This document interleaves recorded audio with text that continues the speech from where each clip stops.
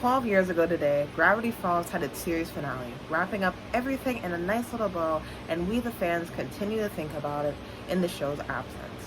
One thing that the fandom always thought about, besides the season 3, was Bill Cipher.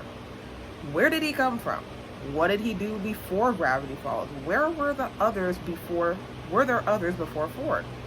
Well, the Book of Bill has come to answer these dying questions that we've had for the last 12 years. And here I am to tell you all about it. We'll meet again. Don't know where, don't know when. But I know we'll meet again on some sunny day. To my channel where I talk about media related or anything that really kind of tickles my interest. Hopefully you enjoyed that little editing sequence that editor me will absolutely love to do again. Why is BandLab so hard to figure out? It took way longer than I want to admit to record that 20-second recording. I don't want to fucking do that shit ever fucking again. Don't listen to her. She's over dramatic. She'd love to do it again. Anyway, let's all pretend that this yellow shirt that I'm wearing is a fantastic Bill cosplay because I didn't have additional money to buy a suit. Like a yellow suit. I just didn't have the extra cash to, do that. So let's all pretend that I just did a very fantastic cosplay. Everyone applaud me. I did such a great job at this. This totally isn't a shirt that I just wore in my last I Love Odyssey video. Like, definitely not. So let's just pretend that, yeah, this is a great cosplay. I did a fantastic job. And it's my first time cosplaying. Would you believe that? Anyway, so we're talking about the Book of Bill. And it's something else, I'll definitely tell you that. Like, after 12 years of basically just, well, I mean, we had a few books here and there, but, it's been a while. Actually, no, it hasn't been 12 years. I'm saying 12 years because the show aired in 2012, but it ended in 2016. So that's like 8 years. It's been a good 8 years. So, it's been a while. A very long time. It's been a long time. But I'm very happy that this book is out, and I can't wait to tell you all about it. So let's just get right into it. Now, if you're watching this video and you've never watched Gravity Falls, I'm going to give you a very quick summary so that, you can understand what this little book is all about. But if you have watched Gravity Falls, which I'm assuming most people watching this video are, I'm going to give you a little timestamp to tell you when to skip to when I start reading the Book of Bill. So here's a very quick summary for the people who haven't watched the show. And you should watch the show. It's a fantastic show. Love the show. But here's the quick summary. Twins Dippa and Mabel Pines have been sent to Gravity Falls, Oregon to stay with their drunkle Stan for the summer. While there, they experience and investigate the mystery surrounding this mysterious town. That's like a very general summary of the show. But now let's get into the Bill Cipher. Now, Bill Cipher is an interdimensional dream demon who possesses people's bodies since he can't cross over into our world. He first appeared when Gideon, an antagonist in the story, who kind of redeems himself in the season finale, but we still don't really like the guy, summons him to get the deed to Grunkle Stan's mystery shack, which is where the twins stay. This is where everything transpires, and then Bill basically becomes our running antagonist / our big bad for the series throughout the whole thing. After this, he makes a lot of appearances through the show's progression of his plans for the apocalypse of weirdness called Weird McGucket. Back in the day, Stanford Pines, who's different from Grunkle Stan, so basically they're both twins. So Grunkle Stan is Stanley Pines and Ford is Stanford Pines. I don't know why their parents would do that. I feel like once you've had two twins, you don't need to make their names that identical. I feel like you're just trying to confuse people at that point. You're trying to confuse yourself too. Like, I'm sorry, but why would you do that? You basically gave them both the first starting name and then you just changed it at the end. I don't know why you would fucking do that for. That makes no sense to me. But I'm not a parent, so I can't really say anything. So anyway, Stanford Pines made it to Gravity Falls, where he started to investigate all the weirdness and stuff going on. While there, Bill contacts him. Well, technically, Stanford saw some like old relics and cave paintings that told him not to summon Bill, but like a classic white guy, he did summon Bill, because when do white people listen to any fucking warning that they shouldn't do something? So he summons Bill, and Bill appears in his dreams and is like, hey, I'll help you with your research, shake my hand. And so he does it. And because of this, Bill travels in between Stanford's mind every so often and helps him with this experiment. One day he opens up the portal, which is supposed to help Bill cross over into his world. So during that time, his assistant McGucket, who is the crazy homeless guy later on in the series, he ends up falling into the portal, and he's thankfully dragged back in by Stanford, but he's never the same after that. And after that whole thing happens, Stanford realizes, oh my fucking god, I've been tricked. So he tells Bill, hey, fuck you, I'm not doing this anymore. He shuts off the machine, but then his twin, Stanley, he comes over and he's like, man, what's going on with you? Like, you called me, what's going on? And it ends up escalating into this big fight, and he ends up pushing Stanford into the portal, and then he gets lost in there because the portal gets destroyed. So it's a crazy series. And then after that, into the future, a few years into the future, Stanford gets brought back into the human world, and after that we have like this whole dimensional rift that can cause the Weird Mageddon. It gets cracked open, Weird Mageddon happens, we save the day, and Stanford and Stanley switch places. They get Bill to go into Stanley's mind, and they use the memory gun, which McGucket made, to erase the trauma that he had from entering the portal, and basically erase Stanley's memory, which then also erased Bill Cipher and killed him. And that's where the series kind of ends off. But since Stanley was able to remember everything, everyone starts to question, okay, well, if Stanley can still remember everything that happened, does that really mean that Bill is dead?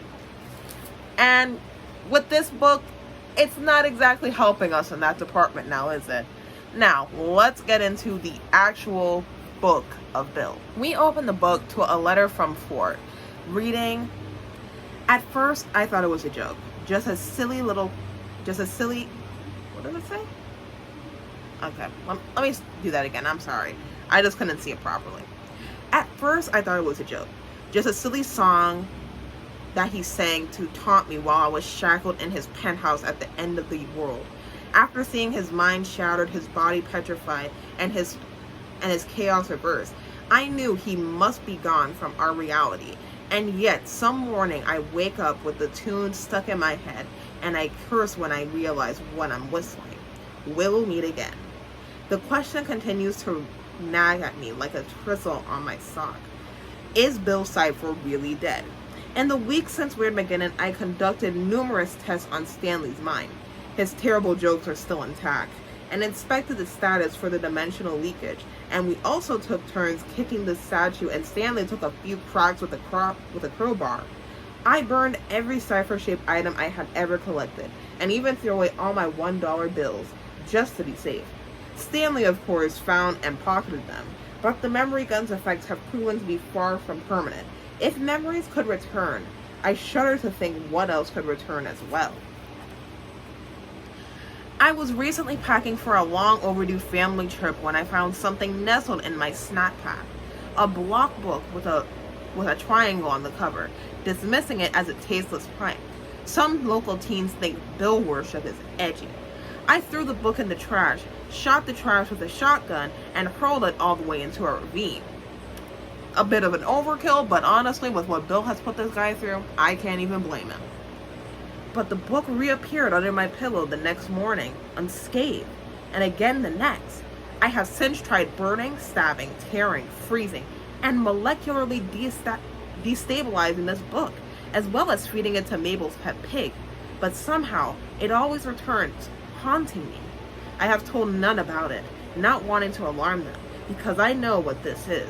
I've heard the myths, but I didn't want to believe they were true. This really is the Book of Bill. Created by forces unknown, printed on stitched together human brain matter, sealed with black wax, moonstones, and invisible symbols, this book has one purpose: to conjure Cipher's voice into its pages, to communicate with the Triangle, even after his death. This is not an ordinary book. It appears differently to everyone, sometimes seeming completely empty, other times full of incomprehensible gibberish. It changes and reunites itself based on the mind of any readers with the misfortune of holding it. It will become whatever it must to deceive you, to pull you in. It's not safe on a bookshelf because, as I have witnessed, it infects other books. Why has it appeared now? I only have my suspicions. But my days of doing his bidding are behind me. There are still small rifts to the nightmare realm that my family and I have been sealing as I repair the damage from Weird Mageddon. I am tossing this book into one of those rifts and not looking back. If this book has somehow found its way to you, then you are the next target it has chosen. I offer a warning. Destroy it. I tried to destroy it. Heaven knows I tried, but every attempt was futile. Whatever you do, do not turn its pages. Do not write your name.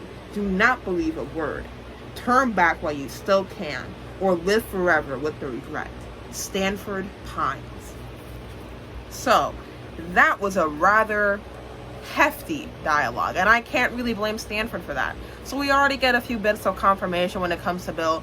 We know Bill's deal if you've watched the show, and one of his main things is that he is, he can get into your mind, basically. It's very simple for him to do that. Since he doesn't have a physical body in our realm, he goes into your mind or uses symbols and imagery to try and look into the world to influence it into his direction.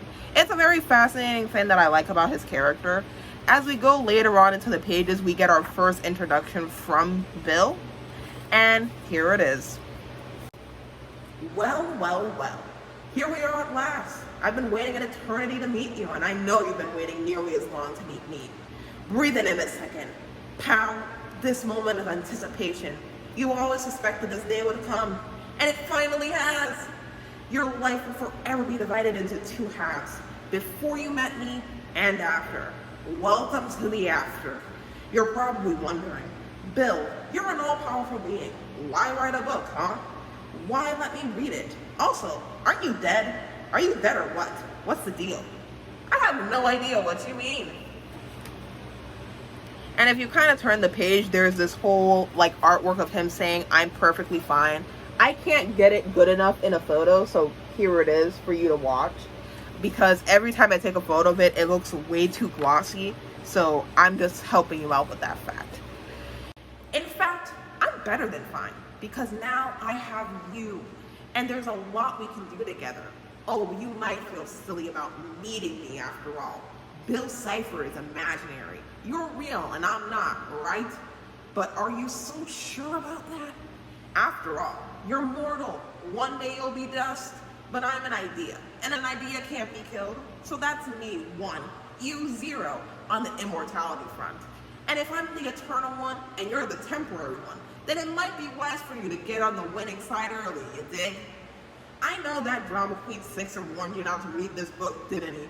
Maybe the old nerd is right. Weak minds have gone crazy just one glimpse at my tantalizing forbidden secrets. See the hickory smoke crater where McGucket's brain used to be. But if you're as sharp as I think you are, and if you're curious about the meaning of life, how to cheat death, pine trees' most embarrassing dreams, and your own interesting future, then I'll consider making a deal with you. How about a trade? I'll let you read my book in exchange for a favor down the line. We can work out the details later. What do you say? Take Bill's deal? Yes, turn the page. No, turn to page 77. The suspense is killing me. Going a few more pages in, we get an interview with Bill Cipher himself, and we also get to learn a bit more about his powers. So, he's been in your mind, but what's on his? Today's guest has done it all. Mentally scarred 12-year-olds, stolen a Grammy, possessed the Pope, even written his own celebrity cookbook. Out, existential dread, in, existential bread. I sat down to discuss fame, fashion, and pyramids with the guy who's also me and also my entire audience. Bill.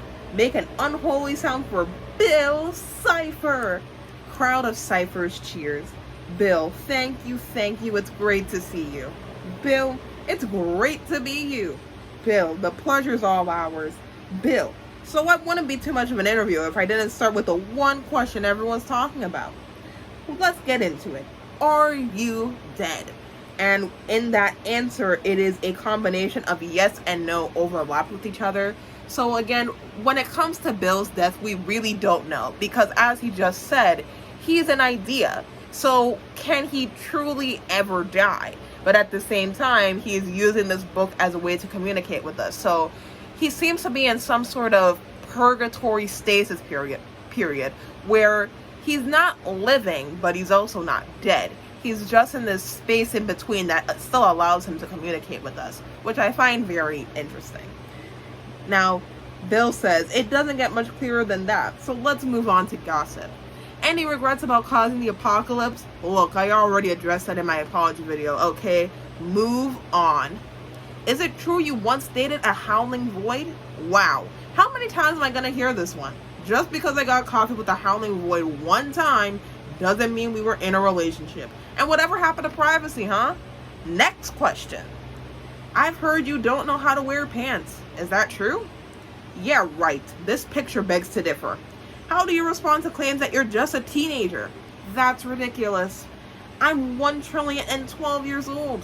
I'm a preteen. Listen here, you Bill Cipher Ford shippers. It's a pro ship. I'm just joking. I'm joking. Please don't take that shit seriously. I don't want to deal with it. Anything you'd like to plug? Sure. Your eyes and mouth with cement. Is it true you're the biological father of Phineas from Phineas and Ferb? This interview is over. Now, some more about his powers. It's time to tell you about my unholy powers. Like a potato that grew too close to Chernobyl, I've got eyes everywhere. Any symbol of me that you draw, scratch, spray paint, or burn into the human world creates a direct peephole from my reality to yours. The more I see it, the more my power grows. The more my power grows, the more fun we can have when you and I finally meet. Want to help? Put me somewhere no one would ever expect. Just keep me out of the shower, you freak. Some more about his powers. Honestly, it'd be faster to list the things I can't do. I've eaten gods, seduced galaxies, and drunk fear. It tastes like the entire Cheesecake Factory menu put into a blender. Here are a few of my favorite powers off the top of my head. Mind reading. You think you're reading this book? This book is reading you. Possession. If it has neurons, I can make it my puppet. Want to see my next puppet? Look in the mirror, kid. Cyphervoyance. There's no way to see the future because it's constantly changing every time two particles bonk into each other. But I can see a kaleidoscope of quantum phantasmagoria of infinite possible futures across a spectrum of probability. So, more so meaning, instead of seeing the future, he sees multiple different ways the future can pan out. Because the future is not linear. It is, well, it's just not linear. It's fucking insane. Every small decision you make could have a catastrophic difference down the line. It's the butterfly effect in action. One little thing can lead to one big thing later on in your life and you'll never suspect it. Like eating one little candy bar, not thinking it can do anything to you, and then you end up with food poisoning because it was actually expired. You didn't think it would happen, but it did.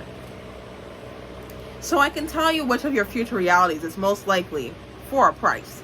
Don't worry, you only died choking on a shirt button in 13,000 of them. Charisma. Charisma is a tune that everyone can't help but hum. You're either got it or you don't, but if you don't fret. You can still hum along. Pyrokinesis. Cipher, he's insane, starting fires with his brain. The kids in grade school could be so cruel, but where are they now, huh? Where are they now? Look, amazing in a formal wear. Other cosmic beings wish they could pull off my look. Have you ever seen Cthulhu try to wear a bow tie? Guy looks like a joke. Geometric perfection. My 3 internal angles always add up to 180 degrees. Quit staring at it, hypotenuse, you freak. My weaknesses. Look, nobody's nerfic. Except for Perfectious Prime and the Perfect Nebula. But everyone hates that fucking guy. I may have a few teensy-weensy flaws, but keep these under your hat, Jack. Synthesized music. If I had ears, I would rip them off when I hear this. Tinfoil. Yes. Wearing aluminum foil on your head will keep me out of your thoughts. Sixer went a little overboard putting aluminum inside his head. That fellow lives for drama. McGucket's memory gun. If you see me on one of these, destroy it. Destroy it and I'll give you diamonds. No physical form. Now, he starts to lift up the page to stop us from reading it completely. And there is one part that says quantum. I don't know what it could be, but it seems like there is something about quantum energy that might be able to affect him in a certain way. But now he tells us to hold up. You really thought I was going to give you step-by-step instructions to taking me down? Here we were getting along, and you try to stab me in the back? You know what? Because you tried to peek at this, I'm canceling the book. That's right. You drove me to this. From this point on, you're reading The Great Gatsby instead of Book of Bill. Get Gatsby, sucker. And he really does give us actual parts of The Great Gatsby, which is chapter 2 of The Great Gatsby. Unironically, I've never read The Great Gatsby. I know, I'm a lesbian who loves literature who's never read The Great Gatsby. Fucking sue me. Sue me, I've never read it. But I do want to read it at some point because I'm planning on going to New York for Comic-Con and I want to see the Gatsby musical and I want to act like one of those entitled jackasses who read the book first and wants to act pretentious in the audience talking about how inaccurate it is to the book. I think I called some people out, but I really don't care. And now he gets upset at us for reading The Great Gatsby, basically. Okay, enough. Yeah, we get it. The billboard is a metaphor. The American dream is bittersweet. Yak. Look, I might have been a little hasty. Not even a meat pal like you deserves to experience required reading. I guess maybe I'm a little touchy about my weaknesses ever since. It's not important. Let's just say that none of the life forms you have tried to figure out what my weaknesses have lived long enough to compare notes. We get another letter from Stanford to tell us what's going on. Stanford pines here. If you've reached this page, then you ignore my instructions and have begun to read the Book of Bill. You can't hear the long disappointed sigh I'm making right now, but I assure you it's devastating. Yes, I'm judging you. You're making a terrible mistake. I don't know what ridiculous things Bill is telling you right now, but I assure you that none of it is true, useful, or in good taste. I took a glimpse at the book myself, and it was mostly extremely complex riddles. He's trying to bait me into solving them because he knows my curiosity is my Achilles heel, and he's counting on yours being the same. If you're the type to ignore reason even when it's staring you in the face, then I'm sure the last thing you want is to be scolded by some old man wagging one of his fingers at you. Chances are you're at some desperate low point in your life. Perhaps you've lost something dear to you, or you're in the throes of some all-consuming monomania, ambition, or perhaps you're just as attracted to things that hurt you. As a recovering cipherholic myself, I want you to know that there's another way. Close this book right now. Go on with your life. Maybe take up an enticing hobby like cataloging the wing patterns of various types of rare tree bark dwelling moths. I've painted one of Gravity Falls goth moths here. You'd probably be into that sort of thing. Or you can keep turning the page to see what absurd thing he's distracting you with next. What's it going to be? A tantalizing glimpse of your future, perhaps? Or how to speak to trees? Something obviously impossible, like how to make a nuclear bomb out of ducklings? It's not worth it. Trust me. You have to trust me. Oh, hello there. You just caught me peeking at all the secrets of the universe, the meaning of life, what everyone's thinking about you behind your back, how to make a functioning atomic bomb out of ducklings, blah, blah, blah. Boring stuff like that. And my entire journey through history. You wouldn't be interested. What's that? Okay, I can tell you how comically wide your eyes are getting that you really want to know what's behind this door. Look, normally I only share my unholy knowledge with close personal henchmen, but you seem like the type of human who could keep infinite secrets. All right, I'll consider letting you take a peek. If you can pass my test, I need to know your mind is powerful enough to handle my deep, dark secrets without your brain melting out your ears and staining your shirt. Lucky for you, I keep one of these brain power tests with me at all times in case I come upon a potential victim. Best friend. Get that pencil sharpened, buddy. It's time to see what you're made of. Aside from bio, dead skin, flakes. To the intelligence test, which I actually did do, and I'm going to show pictures of how I answered it. So for the first one, a devious illusion. Is this a young woman, an old woman, or an illustrator having a psychotic break? An illustrator having a psychotic break. The riddle of the cube. This may look like an ordinary cube, but if you look closely, this cube is actually really super depressed. Hey, he's had a rough year. Cut him some slack. What can you say to this cube to convince him to leave the house more often? Careful. Too much pressure to hang out will make the cube even more anxious. But if you never invite him out, he'll think you'll hate him. So I answered, let's hang out. It's been a while. Number 3. How much wood could a woodchuck chuck if a woodchuck were up against a woodchucking deadline and had procrastinated for weeks? He was supposed to chuck 30 trees by Friday, and it's already noon on Wednesday. He wasted his day watching YouTube videos about how marbles are made. What should he do? Should he call his mom? He's honestly freaking out right now. I said he should quit his job because, obviously. Can you find the below screens in this puzzle? And I found them all. In record time, might I add. Number 5. Norlog the number devourer. This is Norlog. He hungers for numbers. You feed him numbers he craves. Numbers are his food. Free Trolog. I don't know what number I put in. I just put 1 with a shit ton of zeros. Maybe gajillion. I don't know. Is that a word? I don't know. Editor me, look up what the number I put in is. Because it's definitely a number. I know it is. Calculate the surface area of Zeus. And I put I'm a calm measure. What is this thing? Why wouldn't it leave me alone? I answered a secret code. You ain't slick. Because it is, and we'll get into that when we reach the puzzle section. I divide this number in half. Oh God, you killed it. You were supposed to divide it in your head, not divide it with an axe. There's blood everywhere and the cops are gonna be here any minute. Okay, just stay cool. That number had a family, but you can't think about that right now. Listen to me. Here's what you are gonna do. You're going to take a deep breath, go home and change your clothes. I know a guy who can take care of this, but you need an alibi. Quick, write it down here. It better be convincing. I was at home sick. That's what I came up with. Not original, but hey, I was panicking. This is number 6. No, this is number 10. 9. It's 9. I don't know. I'm sorry. In the 90s, the internet had only one website. Horses dating horses. So people had to pass the time by staring at these things and pretending they could see something in there. Can you pretend to see something in there?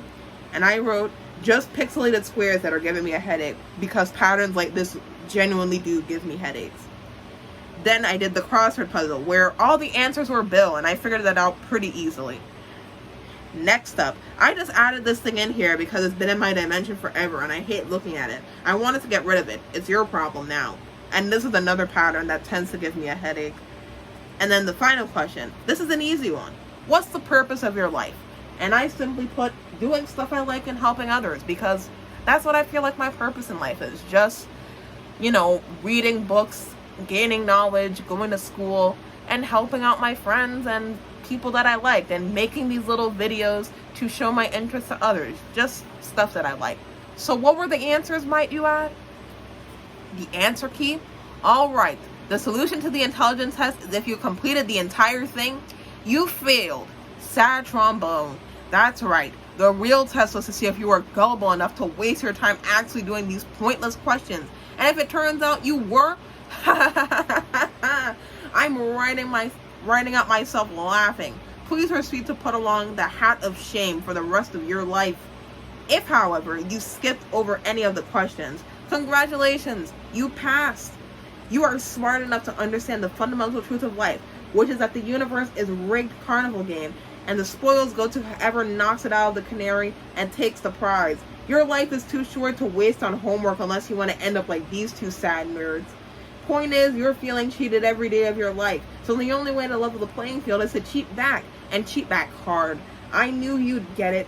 Call me crazy, and every licensed therapist does. but I'd say you've proved that you're worthy of learning the secrets of the universe. And he even pictures Ford and Dipper, pictured guys who like homework, not pictured their girlfriends. To Bill's guide to everything. And I think it's a rather helpful guide. You know, I really recommend it if you're having an existential crisis. Reality is an illusion. First, let's get everything out of the way. A human's ability to grasp reality is painfully limited. You don't have free will. Don't believe me? Okay. Rip a dollar bill in half right now. Didn't do it? Didn't think so. It's not your fault. You didn't evolve to understand the truth of existence. You evolved to eat berries, bonk each other with sticks, and squirt milk into babies. You can't see outside the optical spectrum, navigate beyond linear chronology, or even eat chocolate. But now you've got me. Want to see what the underlying code of all things really looks like? Reality is made of code and madness and tiny, tiny Legos. Everything big is made of something small, and everything small can be manipulated into something new. Your senses are lying to you. So it's time to start lying to your senses and pick a better reality. I can show you how, but first you need to remember what's real. Nothing. The universe is a hologram. This is the multiverse. Look at how multi it is. Me, you, the unimportant suckers. This rolling mass of all possible realities is complicated enough to ruin any psychic class, physics class, or our cinematic movie franchise it touches. But it's actually a lot simpler than it looks, if you know its secrets. The truth is, our entire multiverse is a holographic trading card being held inside a collector's binder within the backpack of an infallible being outside of our time known as Dennis. Every time you feel briefly dizzy, it's because Dennis just took the card out and is showing his older brother Kyle, offering it to trade for a string cheese. This is what physics calls string theory. All it is what or ever will be is encoded along this cheap card's glittering edges. If Dennis ever loses it under the couch, or if his dog ever eats it, we're pretty much done for. Now, I skipped a few pages so that we could get into the parallel dimension section, because I feel like that's a bit more interesting. Actually, I do want to talk about the love section, because the love section actually gives some interesting insight into how Bill views love. Oh no, my hat. It gives some good insight into how Bill sees love, and more so into his character and how he views people in a sense. So, the love chapter. I've got a confession to make. I rooted around in your brain while your mind was wandering during the last chapter. Your attention span is short. And there's a thing that you seem to crave more than everything, except salt and sugar, you greedy ant, is love. Kyle, you are desperate for it. Look, I get it. Humans are one of the few consciousness in the multiverse that aren't hooked up to a hive mind. And as a result, you are hilariously lonely. Have you ever considered letting yourself be assimilated by the giant pulsating biochemical hive cube? You're never lonely in the giant pulsating biochemical hive cube. But the truth is, love is a scam, and I'm here to set the record straight. What is love? Love is a chemically induced hypnosis the body uses to trick people into not eating each other just long enough to procreate. Around the age when you start watching uncomfortable videos in health class, your priorities flip-flop. From magic tricks and marbles, important, to who is crushing on you. Stupid. But it doesn't stop there. Love is an industry, cramming your little noggin with lies designed to sell chalky, bland candy and freshly murdered flowers. And what do you get when it's all over? Money? Power? No! You get miniature copies of yourself, and you don't even like you, sucking out your resources like tiny vampires. Smooth move, Brainiac. You just fired yourself from life and hired your replacement. Love is a trick, and worst of all, it's a trick you plan yourself. Bill, have you ever been in love? My hat again. It keeps falling off. It keeps falling off, my little hat.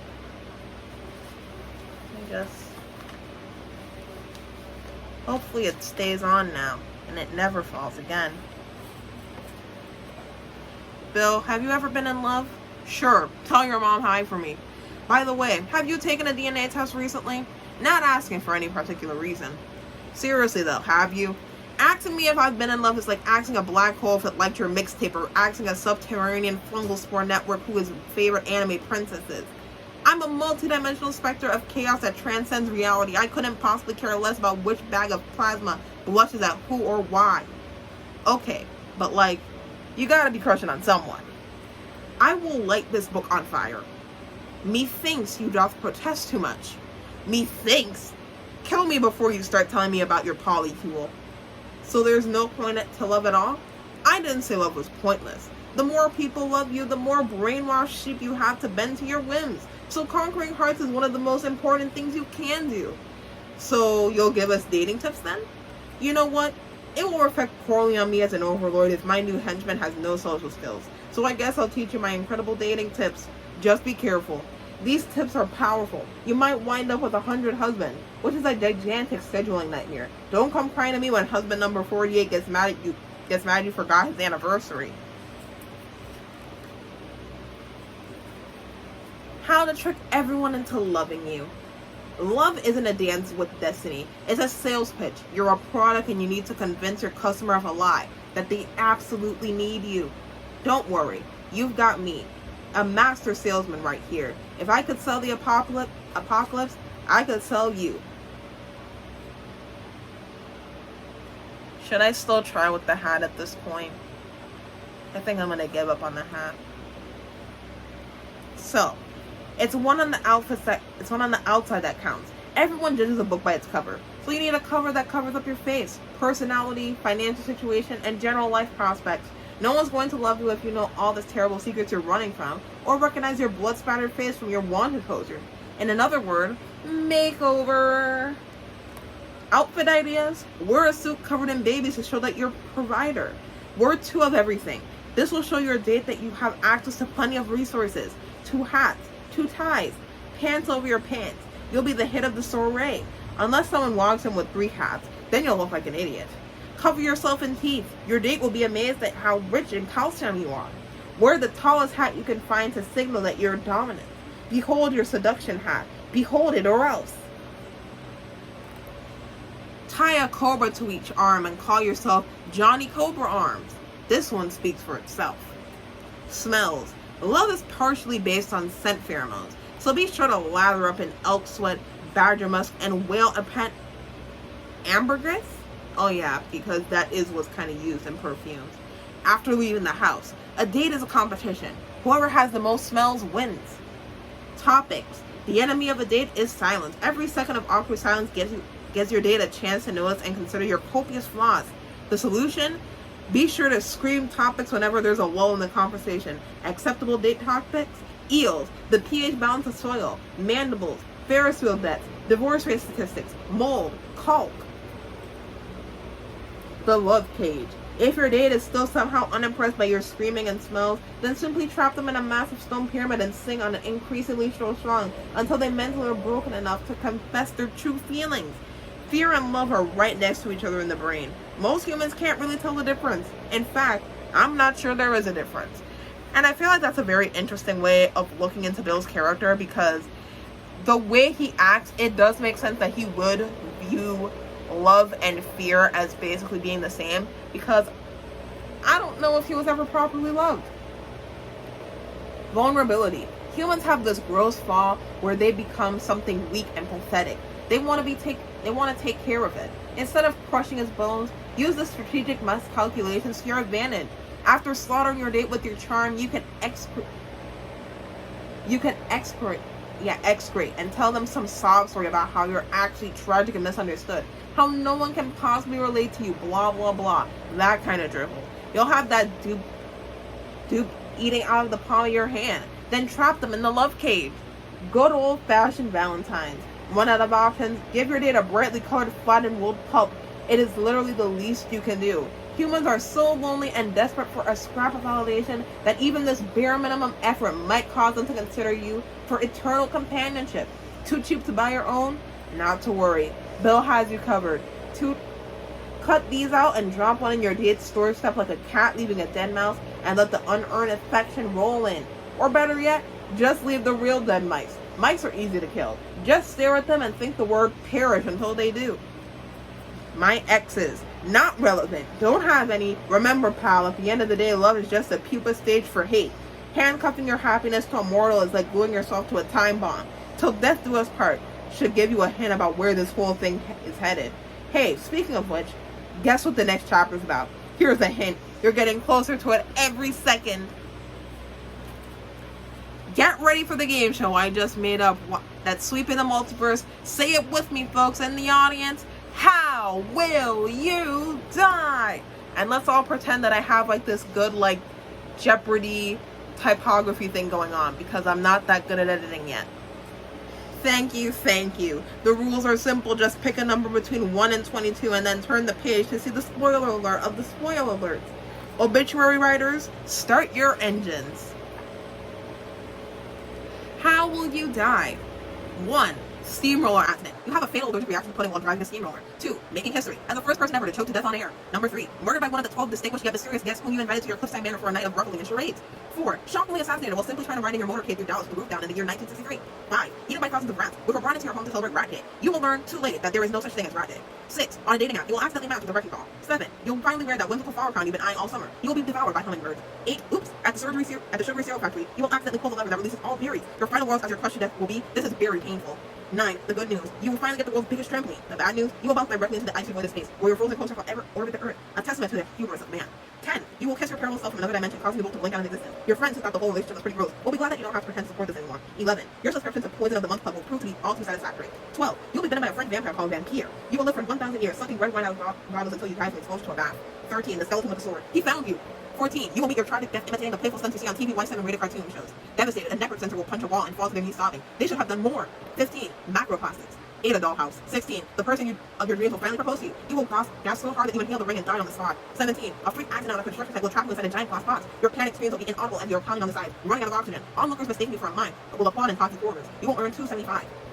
18. You will fall into a deep fryer at the county fair, dying instantly. Your death will be declared a finger-licking, preventable tragedy. You will successfully fly towards the heaven with wings made of ham, but the temptation to eat your delicious ham wings will become all too great. 20. While listening to forbidden remix of the Cha-Cha slide, right after the singer tells you slide to the left and slide to the right, a new voice, a deep quiet voice full of malice, will whisper, "Now burst into flames." You won't want to obey, but you'll know that you must. The dance demanded, and everyone on the bar is watching. 21. Simply trying to reach for a piece of cheese, which you'll discover is attached to a string that pulls open a cage, sending a balloon down a flight of stairs, turning on a hairdryer, which makes a block of ice that fills a bathtub, raising a stopper that turns on a cuckoo clock, triggering a boot on a mechanical spring that kicks your head off. Everyone will politely applaud. 22. You will die of an embarrassment after accidentally calling your boss mom. 23. You'll die peacefully in your sleep at the ripe age of 102, surrounded by loved ones. Remember them, beloved, for all generations to come. By the way, if you got this one, you cheated. Afterlife.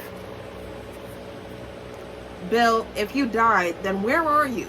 Someone's finally asking the right questions. Look, kid, I always have an ace up my sleeve, and death has no exception. I knew it was easy money that one of my enemies would get me eventually. So I used a little plan B to turn the tables, and the curse worked like a charm. Now I'm somewhere with enough time to write and plan. Revenge. So, hell? Please, I was deemed too annoying for hell. It's your typical between lives situation. Descending through circles, battling demons, reliving your whole life, blah blah blah. Just imagine somewhere very far away, where the music is always out of tune, where everyone smiles but no one's happy. How does it feel to be half alive? My half-life is still better than most people's whole lives, and just getting warmed up for my second act, you dig? Want a cool party trick? I'll teach you how to cheat death too. How to cheat death. Get bitten by a zombie vampire or zompire. You can't imagine how pale those bastards are. Before the chosen one kills you, split your soul into 17 cursed amulets and hide them across the realms in really annoying places that your loser cultists to try down. The immortality of a high, but then it gets cut out. Get your soul trapped in the body of a snowman and still have to pay child support. Drinking, oh, it covers up. Oops. Someone's hungry. Feed the book more blood before you run out of ink. Can't lose that ink. I forgot to mention that in the beginning pages, there is a page that asks you to put your blood on the page, and that becomes important later on because the blood is basically used for ink for the book. Interestingly enough. Is heaven real? Believe it or not, heaven is real. I know, I was shocked too. Turns out in infinite multiverses, all inconceivable realities can and must exist, which means logically there exists a paradise exactly tailored to every desire you've ever imagined. Lucky you. And even better, I know exactly how to get you there. On the next page, I will write the instructions to getting into heaven. Warning, if you have ever had a perverted thought, the ink will be invisible. And here's how to get into heaven. You didn't think it'd be easy, did you? Which I mentioned way before I was supposed to mention. So the Parallel Dimensions chapter gives us some very interesting insight and brings in a whole other concept that we didn't even realize in the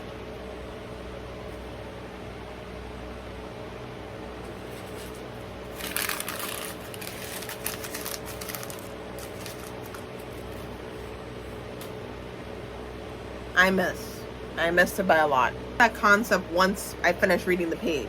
So, parallel dimensions. Well, Scribbles is dead. It had to happen. Trust me, we were doing that guy a favor. Once you get one book elf, soon there's more. Eating all your commas and drinking all your page gloss. What if it makes you feel any better? There's a dimension where he's still alive and well. I'm one of the few gifted with the ability to see into these other worlds. There is a world where every typo you make comes true. A lot of ducks in that dimension. A world where I'm square. We don't talk about that world. A terrifying chibiverse where everyone's arms and legs have been sanded down to nubs. And I can see worlds where the Pines family lost. Look at them. These two plucky little protagonists happily ever aftering without a care in their oversized heads. They don't consider for a single moment the sheer improbability that they got to exist in the one timeline where they kept all their bodily organs out of the infinite timelines where they were erased, shattered, drowned, frozen, or dismembered before they could make it to 13. But I guarantee you that these less lucky dimensional duplicates think about them all the time. Maybe one day all these parallel pines will get their chance to meet up face to face.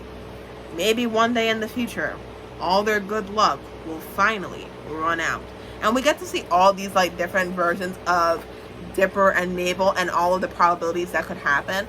And learning that there was only one timeline where both of the twins survived, because there are like dimensions where only one survived, is absolutely insane and really brings into perspective like the series in whole.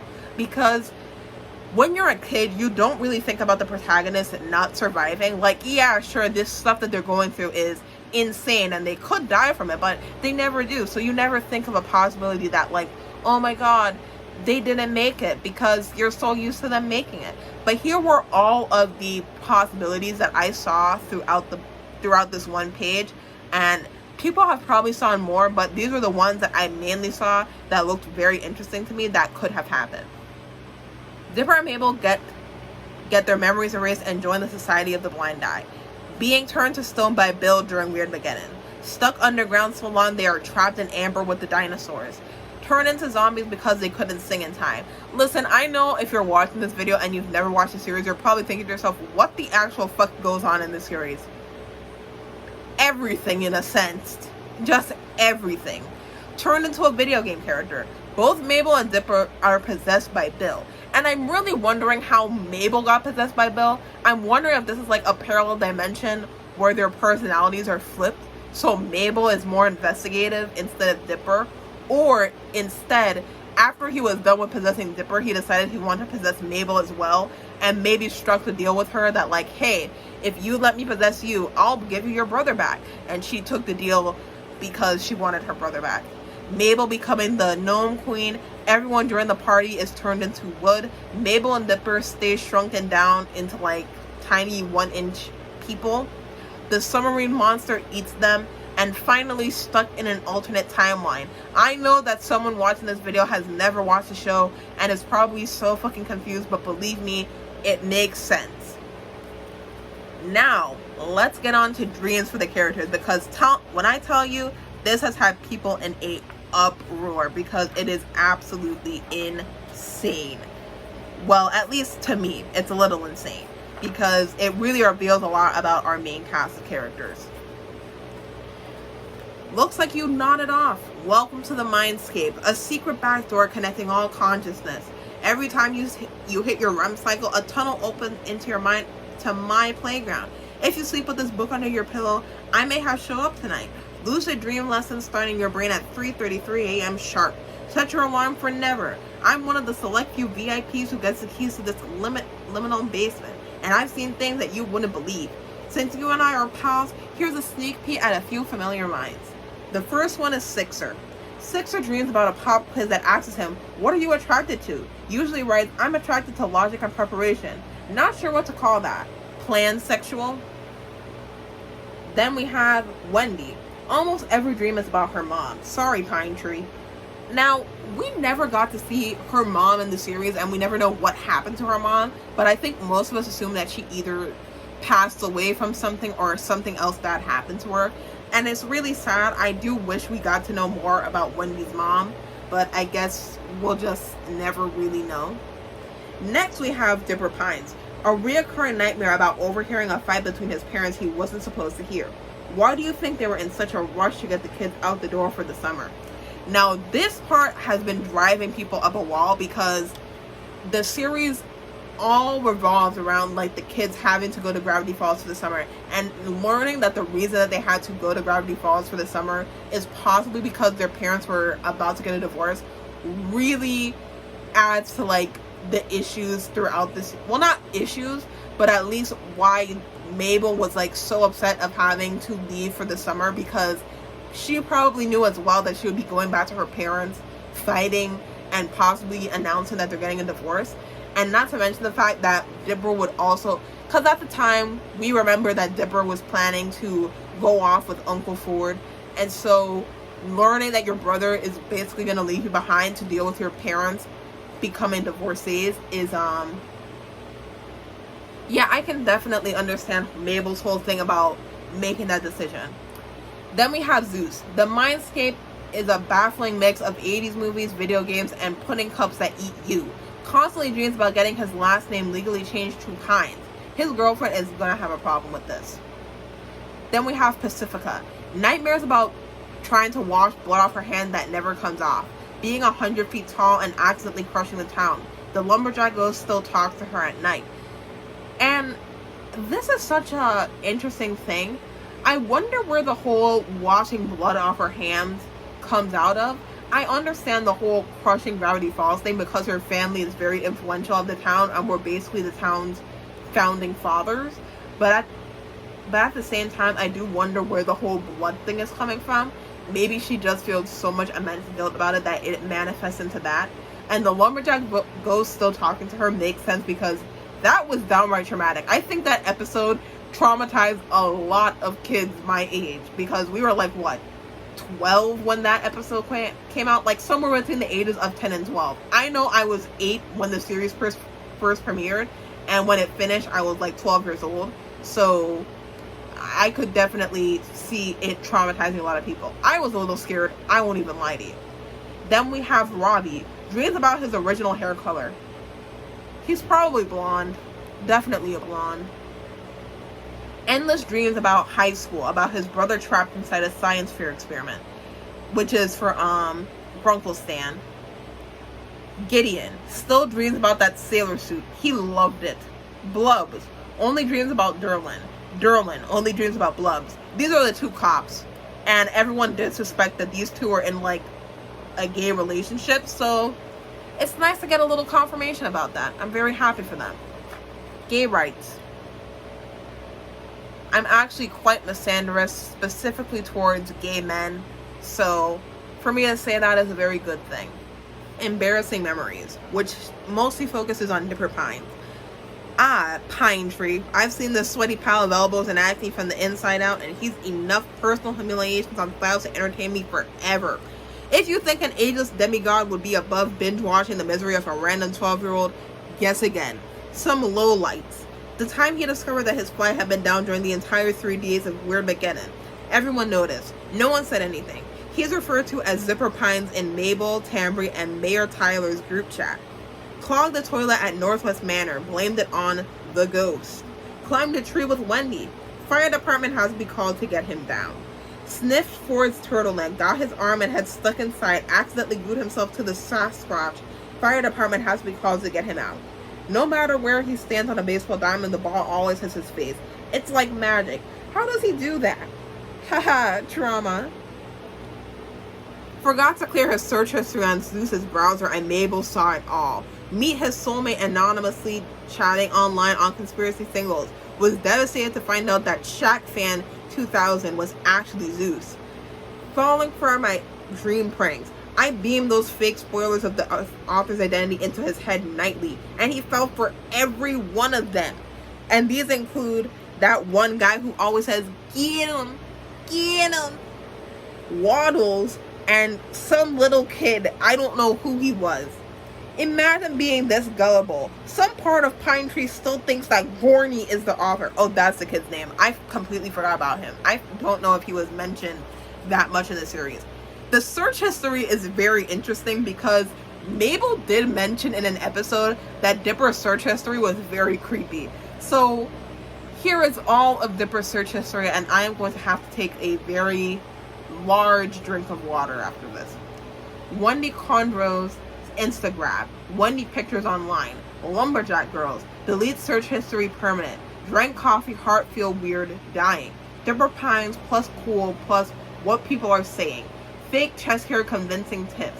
Remove hot glue goat hair from chest urgent. Is it okay to wear the same shorts for a week? Baba latest release.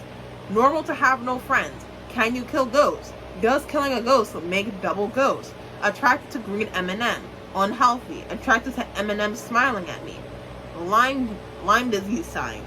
Sousaphone tutorials. SPF 100 sunscreen for ultra sensitive skin. No tears. Crystal forum. Is my sister Fernaby haunted? How to stop uncle sleepwalking with eyes open. It is so scary. Immoral to eat candy monster. Was alive. Sand Pines arrest records. Hot glue scented candle gift for sister. Subliminal messages in cartoons. Is my voice getting higher? Backwards puberty. Is backwards puberty real? Plutonium taste. Girls who liked an elaborate puzzle maze. What the heck hand-drawn answer sheet? Am I the sidekick? Dipper Pine's sidekick. Normal head size circumference. Thought I saw the moon blink. Is the moon alive? Serious. Zeus Alzamiron Ramirez age. Fear of triangle support group. Traded body with sister support group. Uncle dresses me as shirtless wolf boy support group. Big words to impress people while talking. Grow extra finger, impress uncle. First kiss with merman, does this count? Can't get sister's glitter out of clothes. Tension in household, excessive glitter. Pacifica Northwest pageant video. Toby determined what is he. CIA, are you reading this right now? To CIA, these are all fake searches just to test your agent's readiness. You pass. You can now delete my search history. Vest rash. Fighting vest rash. Living with vest rash. I mean, wearing that vest in the summer, even if he was in Oregon, yeah, he was bound to get something from that. Now, on to Mabel, which we love Mabel in this household. I love my girl Mabel. She is the best. Now, this kid I like. A chaos agent wrapped in deceptively cute yarn exoskeleton, she bends headbands and reality to her unhinged whims. Her teeth have jagged metal attack bars that can bite clean through scented markers. Her indoor voice can rupture eardrums, and she personally ascended to the astral plane just by guzzling expired sugar. Pine Tree was too weak to join me, but Shooting Star's love of chaos made me wonder if one day she could be swayed to my side. A few days before Weird Mageddon, I hopped into her dreams ready to make a deal. Unfortunately, her mind had wanted posters of me everywhere, just because I possessed her brother one time. Kind of hypocritical considering she possessed her brother one time too. I needed intel to sway her, so a hall of secret fantasies was guarded by bouncers. Yep, Craze, Zazzler, and Xyler Q Blaze. Two neon one-dimensional surf himbos with backstories so confusing that no one could tell if they were brothers, husbands, or clones. To earn their trust, I took the form of Chill Cipher, a human boy who loves being rad and having the right amount of eyes. They were intrigued by my skateboard trick, eating my skateboard, but dared me to prove my trustworthiness by joining them in a bonding montage. Ugh. A tip about montages, you can't fight them. When one starts, you just have to let your body go limp and endure the volleyball playing, chest waxing, sauna towel whipping, dabbing each other's noses with frozen yogurt, teaching a dinosaur with shades to believe in himself, daring to say no to drugs, and surf competitions until the music stops. Finally, they agreed I was legit enough to see Mabel's secret fantasies, and opened up a hidden locker to reveal a CD of Fantasy by Mariah Carey. This was it? How was I supposed to manipulate Shooting Star into smashing the riff into this? In my rage, I melted Craze's face off with my mind. It grew back, alas, huskier than ever. This is the answer to everything, Broseph, Craze cries. When May's got a case of the sad, she puts on her headphones and retreats to her sweet, sweet fantasy baby. What is her vulnerability? I shrieked, my my puka shell necklace catching on fire. They pouted at me like baffled dogs. I exhaled slowly and slicked back my single blonde hair. What gives May these aforementioned sads? They hung their heads wisely. Summer's ending, my guy. Ending to death, bro. She'd do anything to make it last just a day longer. Probably something rash and out of character, even. That would turn things from fresh to grody. Yeah, that would make Mariah scary. That was it. She'd never make a deal with me, but she'd make a deal with someone she would believe, give her more time. The dream was done. I had her. We also get McGucket, which I was a bit shocked by, but I was interested in learning it. Shooting Star wasn't the only brain I crashed before Weird McGinnon. After me and Sixer were no longer on a first brain basis, I decided to pay his henchman a visit to see the professor. Professor would be nutty enough to make a deal. This was a mistake. I've peered into souls of madmen, but this was the first time I've seen a mind that was collapsing like a neuron star. Decades of memories were missing. Shards of emotional damage whizzed by like bullets. Some desperate part of him seemed to be trying to heal himself, hoping to weld his memories back together like one of his robots. But thanks to years of using his own brain damage around himself, his mind was scrambled into something even I couldn't decode. A single spark from the memory inferno hit me and a hole sizzled straight through me like a laser through a butter. But for the first time I felt a kind of pain that wasn't hilarious. I've heard enough overlapping banjo solos to last me a lifetime. I was out, and I never came back. Which, it really is sad to know that about, McGucket, because he was just incredibly traumatized, and knowing that, it could have been prevented at the very least, or if he just had someone to talk to, it really could have helped him out a lot more, but unfortunately it just never did. And it just makes me really sad. He's a very tragic character, and it was good to watch his mind try and get back to where it used to be. About Bill himself, and I want to talk about this page for a little bit, so just deal with me for a second. I'll read the page to you, then we'll get a little more into it. The early years. Let's get something out of the way. There's no way for your 3D mind to process my 2D homeworld unless you chug expired milk while looking at a kaleidoscope. But since we're pals, I'll beam an image directly into your brain. Of me as a baby. Aww. I had Velcro shoes that squeak when I ran. Everyone loved me immediately, and the mayor dubbed me the best baby of all time. Made my birthday a holiday and gave me free knives. Look, I know you want some tragic backstory that humanizes me and make my sharp edges easier to swallow, but if you came to a triangle looking for death, you're barking up the wrong treatise. Truth is, I've always been loved and admired by all. But being special comes with a price. You see, I wasn't just smarter than all the dull trapezoids and rhombuses sucking up my rightful oxygen. I had a gift, a rare mutation. I could see the third dimension. No one else in my stifling pancake of a reality understood what I was talking about when I said that there was a direction called up. While we were all bumping around like ants in a terrarium, I could see a world of infinite glittering potential beyond the silver of forgettable groove that was my home reality. I looked up and saw the stars, and I was ready to be one. Technically, talking about a third dimension was illegal in my world, but I knew that everyone would be grateful if they would be freed from these delusions. It was time to put on a show. I came up with a plan to show everyone what they were missing. And then there's a lot of static that comes in between the words, but here are some of the words that can be made out. There's screams getting louder and louder as so much blood, so much. Mandibles. Hands shaking as I realized I could never undo was the last one breathing. Episodes of Family Matter.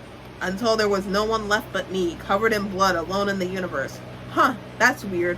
For some reason, whenever I talk about the day, there's this loud buzzing in my ears and I black out for 30 seconds. Well, we can come back to it. The important thing is I freed myself from my suffocating world and freed everyone else too. And everyone loved me for it, and everyone was fine, and that's all there is to say about that. The new dimension I escaped to had a job vacancy for the role of Galactic Overlord. I humbly obliged. Now, I find this page very interesting, and we get some more insight into Bill's past through some puzzles, but I'll get into that a little bit later. Now, the thing about Bill is we all know he's a con man. He is very good at manipulating. His lies are lies. He is a fantastic liar. But I do feel like there is some truth in this. And later on, when we get into the lost journal pages, where we learn a little bit more about Sixer, well, not Sixer, but like of Bill as well, I do feel like we learn more about him. How much of this do I think is true? I do believe that Bill did have that mutation to see the other dimensions. Like, he was able to see the third dimension. And I also believe that he did the stuff to his home dimension. He does talk about how, you know, he's the last survivor of his home dimension, that his home dimension is completely destroyed and there's only one piece of it left. So I fully believe that Bill, like, just crashed out, went insane, had a full-on breakdown, or he was trying to do something that was supposed to help his civilization, but ended up destroying it. Like, maybe he was going to use his reality powers to try and bend reality to see the third dimension, but in that kind of caused his universe to collapse in on itself. Or more likely, because of how he acts, he just went on a fucking rampage and destroyed his home dimension himself, like snapped it out of existence almost. I also think that when it comes to being loved, that's definitely a lie, because again, he does talk about how he sees love and fear as the same. So I do feel like everyone just feared him and tried to pretend to love him, you know, smiling when they aren't really happy. And I feel like he started to internalize this over and over throughout his time, but he never got better at it because he's very antagonistic. He's not a good person. He sees other people as taking up his rightful oxygen. So I do believe, to an extent, he feels bad for what he did, but he just wants to forget about it, and he sees himself as like this redeemer and not as someone who destroyed his planet. I think he really does see himself as like trying to help his planet and trying to elevate them and give them this forbidden knowledge, and he just caused their destruction. He sees himself as a monster. I did skip the Henchomaniacs page because I didn't think it was useful, honestly. Like, I don't know, it was just not. The only thing I do find interesting is Daryl, which is one of his henchmen, but that's about it, because he's mentioned a few times throughout the secret code. And we do learn that the Nightmare Realm, because he said this before in the show, was dying, so he needed a new dimension. Now we learn that there was a big problem with him trying to access the dimension, and that problem was the interdimensional time baby. Again, if you're watching this video without watching the show, you're confused as hell, but this time baby is very important, okay? He's very important, surprisingly. The interdimensional time baby, he has his importance to the story. Keep with me here, okay? If you haven't watched the show, I just need you to stay with me. Now, the baby problem. It turned out your dimension had a guardian. This piece of work, Cornelius Infantimum Titanicus the Infinitive, known to you as Time Baby. His goons patrolled a billion-year radius around Earth's temporal perimeter, keeping the baby safe atop his high throne. In the year 20,712, this meant that I wanted Earth, I'd have to pry from this baby's fat, sausagey fingers. About the dumb baby. Age 2 billion years old. Terrible 2 billions. Weight 600 tons. Imagine giving birth to this thing. Sorry, Mom. Origin. The last surviving son of an extinct race of chronogiants, tasked with controlling all of time. No pacifier can pacify him. Powers. You'd think it'd be easy to outsmart a baby, but this one has his own army that was capable of aging you backwards, pausing you forever with a time bomb, or thwarting your plans before you even think of them. And don't even try to enter his mind. Baby brains don't have an object permanence, so I have to walk inside his hand. I'd be erased the moment he saw jingling keys. I offered Chubster a deal. We weren't that different after all. We were both offering gods who loved commanding armies and hating wearing pants. But if he would let me trade this one teensy tiny little planet, I could promise to stop giving him night terrors. Maybe I could even sneak into an extra juice every now and then, as long as he promised not to get too hyper about it. I sent out a telepathic message telling him to meet me outside of the timeline to discuss my demands.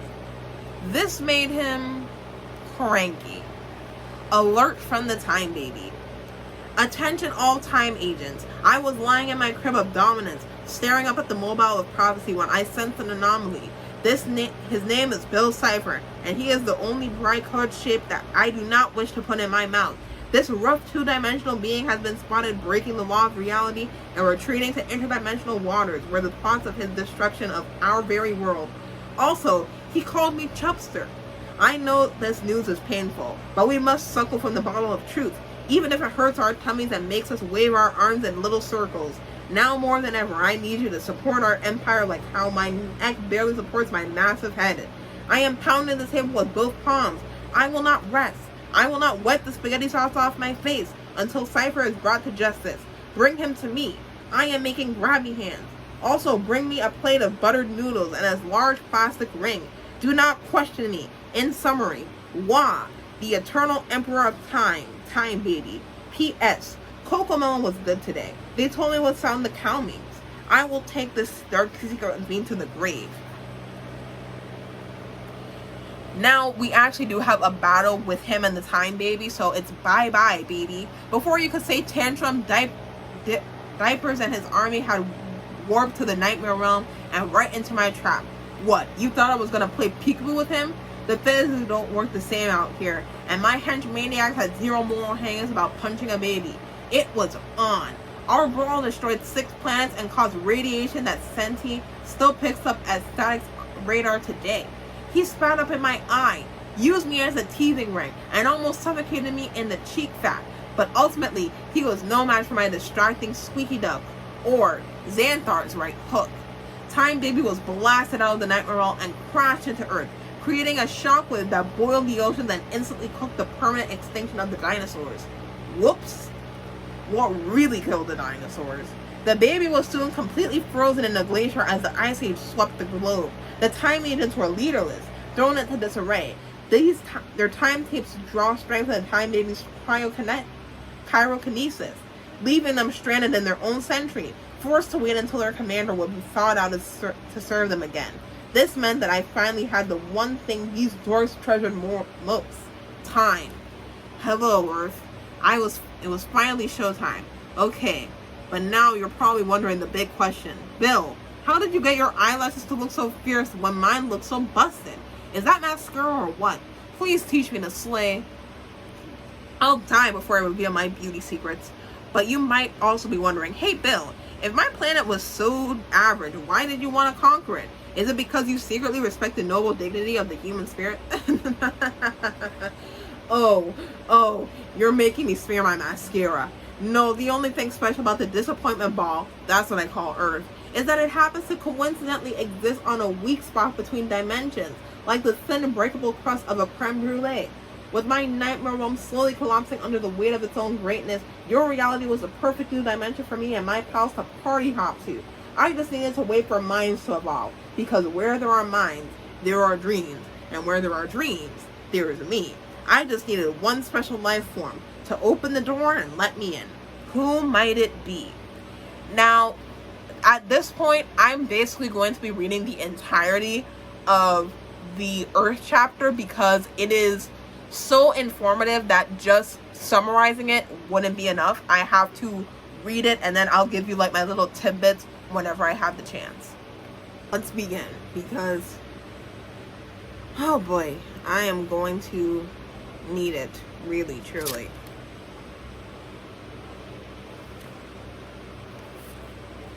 Gravity Falls, 30 million BCE. Welcome to Gravity Falls. Much in the same way that objects of great density, waves, space-time, objects of great peculiarity, warp probability, attracting anomalies. The first describes the law of gravity. The second describes the laws of Gravity Falls. Stanford Pines, private note. It was true. The postcard's perfect valley had everything a demon could want in a new home. fresh air, blue skies, and a razor-thin membrane between its dimension and the nightmare realm. Oh, and the land orca. Have you ever seen the land orca? I love that guy. If you see a water spout over the forest line, run. Bill fact. Park rangers don't want you to know this, but if you saw it in half any ancient redwood in Gravity Falls, you can see each time I visited. But the real draw of Gravity Falls was its unnatural resources, unexplainium, fool's gold, real gold that looks like fool's gold, either or, a type of mineral that affects dimensional splitting, fossilized cyclops femurs, paleo gnome skulls, and best of all, crash site Omega. Turns out I wasn't the first extraplanetary tourist in town. These idiot 7-dimensional Trilac-Batans had crashed one of their ships right into the center of a tractor zone, leaving the valley strewn with the perfect materials for building my portal, as well as alien guts, which seeps into the ground soil. Next time you're in town, try a mouthful of alien-flavored dirt. This was the spot. I scoured all the life forms here for the one that seemed most capable of getting me. Unfortunately, I found one. The shaman. Talk about a portal tease. My first ever human pal seemed perfect at first. The wisest of his tribe, he leapt at the offer to build a gateway to the secrets of the universe. We had some great times, licking hallucinogenic moss, gossiping about the astral plane, naming the constellations. I taught him how to speak lutes, and he taught me a cool dance that could create lightning. The tribe loved me too. They carved me into the tips of their spears that they used to haunt Gravity Falls' elusive micro-mammoth. Very small, but very delicious. Honestly, it was the best this town ever got. By the way, these totem poles at the Mystery Shack, totally wrong. Way to mix up the Pacific Northwest with the Northwest Plateau, ding-dongs. But Mr. Wise Guy apparently got cold feet after having a vision of how my realm went to party. Just as I was sending out the invites to my first Weird Mageddon, BYOB, bring your own bubbles of madness, he canceled the deal, burned our redwood portal to the ground, evacuated the tribe, and banned me from the entire valley with a mix of ancient sorcery and pure spite. And why? Just because my first portal attempt might have turned a guy's face to stone, released a couple of lake monsters, and punched a giant hole in the ground? The ground looked better with that hole. It was bottomless. So what if I briefly turned the sky red? It looks good in red. If it wasn't good, it wasn't bad enough, the backstabber cave painted step-by-step instructions to any future generations, telling them exactly how to pull the same trick and warning them about the beast with just one eye. Rude? Finally, he hit me with the prophecy. He claimed the 10 cosmic symbols aligned in harmony were destined to bear witness to my defeat, which I think was just his way of trying to mess with my head. I've known a lot of symbols in my day, and these were hardly the most threatening. A heart, a star, basic. What was this? Lucky Leprechaun cereal? I'm not scared of cereal. I eat that stuff for breakfast. Guys in robes love tossing out prophecies. You can find them on any street corner, but the shaman's intensity made me think I should look into it. I scanned all possible timelines in the distant future, and it became clear these represented humans I bumped into at some point. There was a pig involved, and a kid with an undiagnosed anxiety disorder, something called questioning the question mark. Fine, if I ever had to bump into these clowns, I'd be ready for them. I just punched the god of time and survived the shaman's curse. A fat grandpa and a pimply teenage lumberjack were no match for me, and I didn't need this town either. I actually projected a message out to every warlord, priest, king, and pharaoh in the ancient world. I was looking for a new best friend, for the low price of a portal and an eternal servitude. And if I ran into any symbols, I'd be ready. Now, the shaman was someone that we had heard about throughout the series, but we never got like any actual visuals of him. This, the writings in the cave were the same writings that Ford talked about that he ignored because white man going white man. Sorry, but it's true. Anyway, if you haven't watched the show, all these symbols represent a different character in the show. So for the people who didn't watch the show, the question mark is Zeus, the fish eating something is Grunkle Stan, the heart is Robbie, the pine tree is Dipper, the star is Mabel, the glasses is McGucket, the six finger hand is Ford, the llama or alpaca, I really don't know which, is Pacifica, The ice is Wendy, and this star with a I in between it is Gideon. I really like this chapter because I just like how they made it look like a history book. It's just fun. Who wants to build my portal? Time for a new best friend. Ancient Egypt. Egypt had it all. Sand, sandstone, sandstones, even sand. But could they build a polydimensional meta vortex? I tried one of the pharaohs. Can't remember which. They all wore the same hat. And that guy became obsessed with me. Like, he started chiseling me all over his walls, copying how I do my eyeliner. It was getting embarrassing. Look how thirsty he was for friendship. We prayed to Ra that this stupid triangle will leave us alone. Pharaoh Amenemhat, 18,000 BCE. Haha, that was an inside joke we had. He would do these elaborate rituals to try and banish me, and I would send him these funny, flirty plagues back to be with Hi. Finally, he told me he couldn't figure out how to make a portal, but he would put my face in the pyramids if I would stop shaving all the cats. To be clear, there were no aliens involved. Anyone who thinks it took aliens to build a big triangle out of rocks is trying to sell you something. And based on the look of this guy, I'd say don't buy it. The Aztecs. I've had a pinch for these guys. Why not try and make me a portal entirely out of freshly sacrificed human hearts? What do you have to lose? 9,000 hearts later, it became clear we were some limits to the heart-based mechanical construction. But you gotta admire the dedication. Clear eyes, freshly ripped out hearts, can't lose. God of mischief, God of thrills. God, we're all so sick of Bill. Priest Tezoctitlan, I think. I really don't know.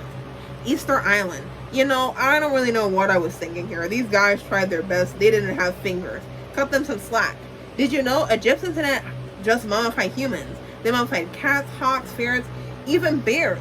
They used a special kind of sap from a rubber tree to allow these mummy bears to bounce here and there and everywhere. It was frankly an adventure that was beyond compare. The Dark Ages. The Dark Ages were hilarious. Medicine was just amputation and leeches.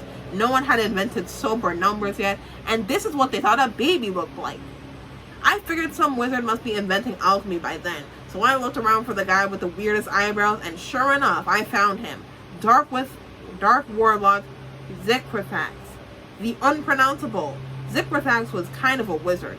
He used his powers mainly to flirt with maidens, torment knights, and gamble on underground unicorn fights. And the pranks? He cursed the gnomes to be permanently unable to say anything other than his own name. Genius. Unfortunately, Zikrithax was going through a rough patch. He had just gotten divorced from a bowhide and was spending all day hiding in his tower staring at a bewitched parchment called a doom scroll. Brilliant, morally ambiguous, and romantically challenged. Move over, Shaman. I had a new favorite human. I told Zai that if he could design me a portal, we could rule this God-forsaken time period together, and he could have all the orbs and owls he wanted. He liked my moxie and my lust for power. But there was a problem. The cursed amulet needed to power the portal was looked at in the king's treasury, guarded by the burliest and fanciest knights. He asked if I could deal with them. Oh, could I? Bill tip. If you ever have to get rid of knights, just remember that those course jocks can't resist a time-wasting side quest. I think there's some illuminated manuscripts about the incident somewhere. Forsooth, 'twas another day guarding the castle, when before me appeared a triangular jester in a cap and bells, his body flat as the earth, and yellow as my teeth.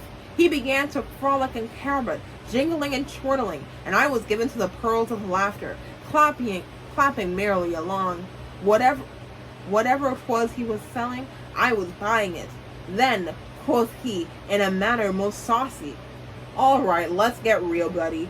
Your life sucks goose eggs. You know it, I know it. Even that weird painting of a baby behind you knows it. Let's make a deal. If you fulfill my quest, I can make you king of this whole stupid kingdom." Gasooks! I had only dreamed of tasting the spices and silks of kingly life. Most days I subsided of a single rat, seasoned with dirt, whilst the king devoured peacock meat and narwhal blubber by the barrel. A quest, dareth thee tell, What must I do? I did so query. I want you to go find my DVD of, what does this? Oh, of Monty Python and the Holy Grail. I got it at a Best Buy for 5 cents, but then I lost it in the forest. It's very important to me. Chop chop. Clock is ticking. Percival or Sir Toxalot, or whatever they call you. I solemnly swore upon mine honor that I would find this holy disc from yonder's countryside. Bring glory to my name, and have thy I'm sorry, the writing style kind of is hard for me to read. And have the crown. I assembled a merry band of God-fearing men to my side. The Knights of Cipher we were, and the quest was nigh.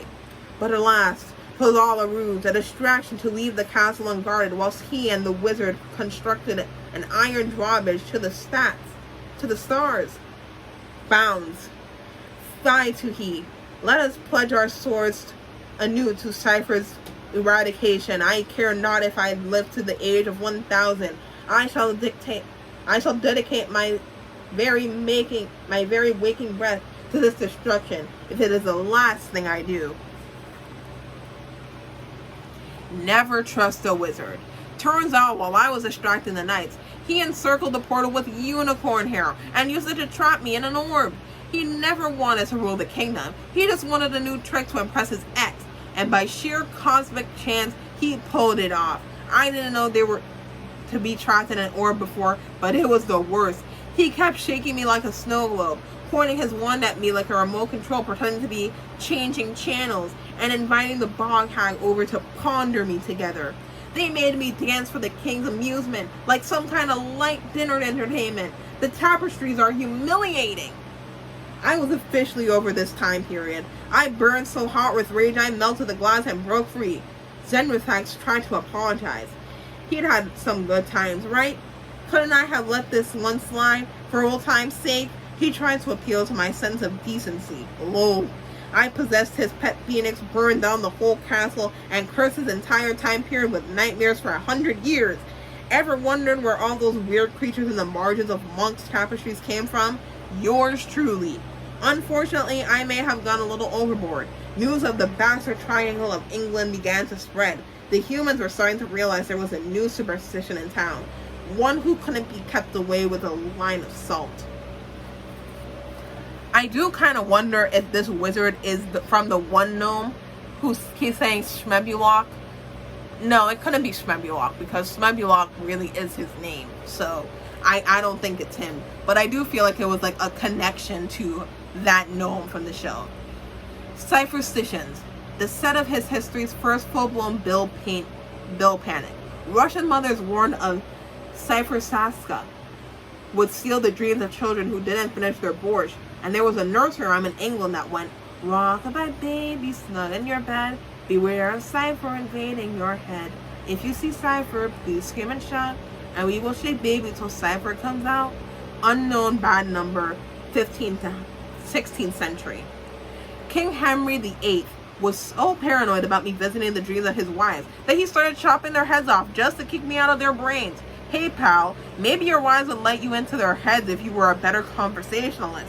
Communication skills, Henry. Even the Vikings, who I thought were supposed to be cool, started putting up rules warning everyone to throw Olaf overboard if he draws this shape. What the heck? Thanks for ruining my cover, Olaf. These guys would have been my Norsemen of the apocalypse. It was beginning to look like all of Europe was awash, which was fine because I was getting bored of all these religious wars and silly hats. I needed another continent to invade, and just my luck, Atlantis was finally flourishing. Unfortunately, before I could strike a deal with Emperor Gallblash of Atlantis, he decided to start an undersea war with the Lobster of the Deep. Nice guy, but very political. I'd been banned from most of the Eastern Hemisphere by now, through various curses. My only option was to return to the continent that had speared me before, Wacky Land, or as it was later renamed, America.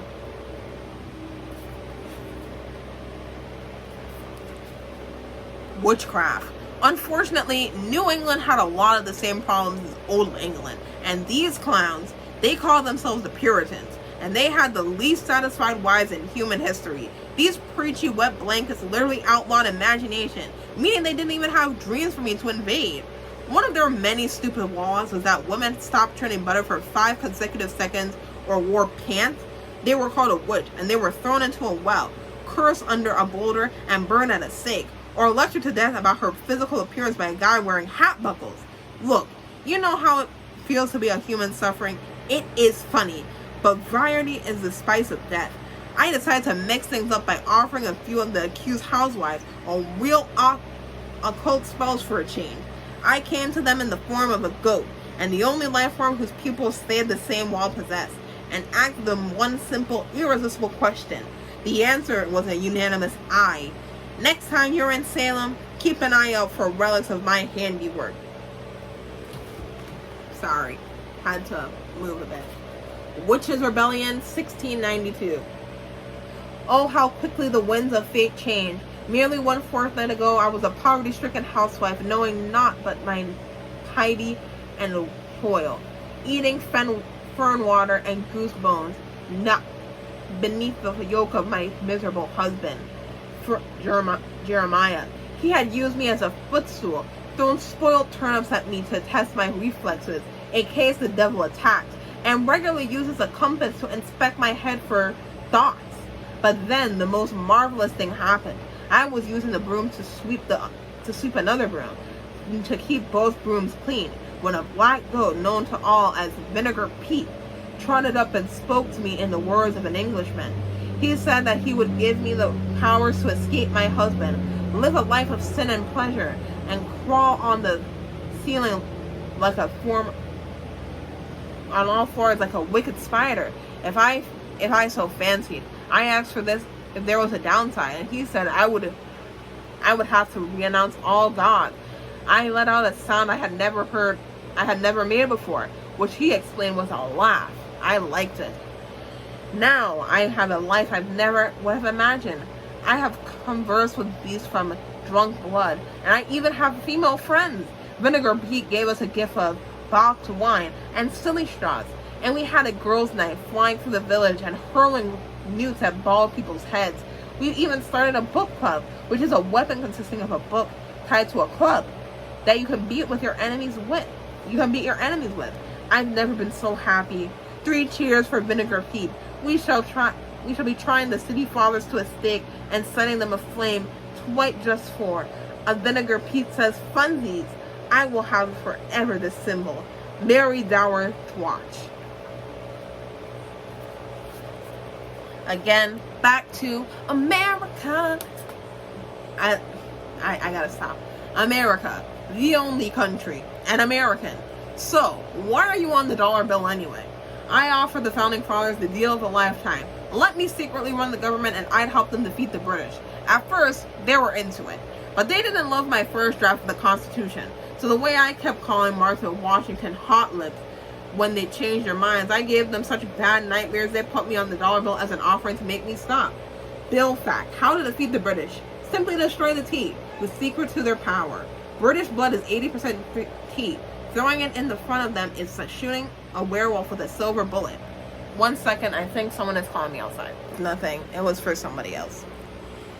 More of America's dumb secrets. Abe Lincoln wore that hat so nobody could see me sitting on his head, pulling his hairs and controlling his body to make him cook risotto. The Capitol dome is lined with lead to keep me from getting in. Good thing lead doesn't cause any kind of poisoning. I'm sure every president is fine. My first draft of the Constitution was better than the crummy one they wound up with. It outlawed laws. There's a button inside the Liberty Bell that makes the Delaware explode. Did you know? You can eat a penny. The only good president, Quentin Tremblay, probably the smartest man in history. His negative $12 bill meant that whoever he gave it to now legally owed him $12. Genius. I asked him to start a jug band with me, but he thought I was just one of the hourly hallucinations and got back to trying to chase a duck around his office. What a mind. The Lynxclops, a massive bellowing cyclops that Lincoln rode into the battle to win the Civil War. This was my idea. Where's my monument? Then, this is the most interesting one that I really like. In 1901, the Anti-Cipher Society. This was so interesting to read. Like, I really genuinely like it, especially because I just love stuff from the Gilded Age and Industrial Age. Like, get me a history book about the Industrial Age, you have me forever. America loved me so much they started a fan club. Wait, what do you call a fan club that's dedicated to your destruction? Oh yeah, a fandom. They called themselves the Anti-Cipher Society, and their motto was to destroy the vexatious demon which hath interluded the peace of the dreaming gentleman. Catchy. Look, I couldn't make this up if I tried. Just get a load of what these dorks sounded like. If you aren't allergic to sepia, turn the page for a peek at the journal of their exalted leader.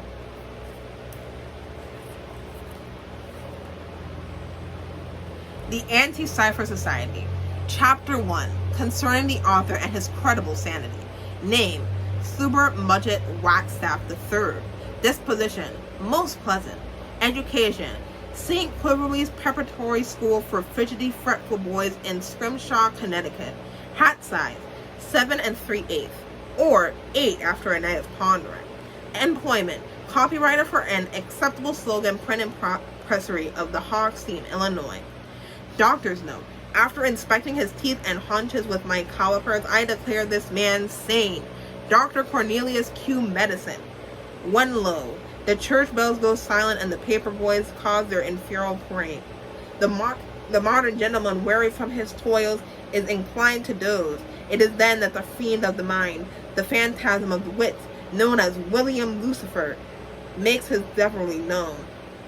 I, Thuber Mudgett Wagstaff III, have a unique insight into the phantasmagorial fiend, for I have been visited by him on no fewer than 3 occasions, and thrice lived to tell the tale. As I am aware, the reader may think I am prone to superstition, or in possession of an untrustworthy skull shape. I shall therefore to disabuse your skepticism by sharing my extraordinary tale. An ungentlemanly father. It all began on the evening of February 3rd, 1901. I had been tasked by my boss with inventing an advertising slogan for our new client, Whitman's Mustache Wax and Horse Calming Tonic. My submission: Whitman's, there's no evidence that it's poison, was soundly rejected, and on an entire typewriter that was beheaved at my head. One more slip-up like that, and I might find myself out on this cobblestone. A suitable slogan was required. As I paced my parlor in agonized contemplation, sniffing the arsenic in the wallpaper as I often did for inspiration, I found myself drifting to sleep, and in my reverie, I had a vision. A geometrical phantom appeared before me, shaped as a triangle with a powerful masculine top hat and a beautiful feminine eye. He proclaimed that he was the spirit of inspiration, and that if I were to simply engage him in a vigorous handshake, he would provide me with the slogan I desired. How could I refuse? In the morning, I awoke to a new slogan already written neatly in my journal: Whitman's Mustache Wax and Horse Calming Tonic, straight from the horse's mouth. Sure enough, when I replayed the slogan to my boss, his cigar fell from his mouth, and so impressed, he and his proclaimed, "You shall have the slogan and marry my wife." What could I have said but yes? Soon I was rich off the slogan money and married to my boss's wife, as in the American dream. But alas, the phantom proceeded to hargen me and nightly for a favor in return. I was given ruinous visions, calamitous horrors, which he claimed would only cease if I created this. The demon's doorway of the mind, to the hand cranked by no fewer than 6 stout lads, for the naughty triangle's egress from his wretched hair. I informed the demon that no such machinery was impossible. Father would sooner disown me than lend me the steel required from his factory. But the triangle proved obtuse. To whom should I turn? I put an ad in the paper for anyone, who could help me with my problem. Kill the triangle in my brain. Reward opium. When none replied, I attempted a second draft. Have you dreamed this fellow? Listen to not his lies. If you see him, meet me at 33 Northeast West Drive at midnight precisely. Rap thrice on the hitching post, and await the opening of the cellar door. The Cursed Four. That stormy eve, 4 odd callers arrived, each with a vengeful expression of the recently aggrieved.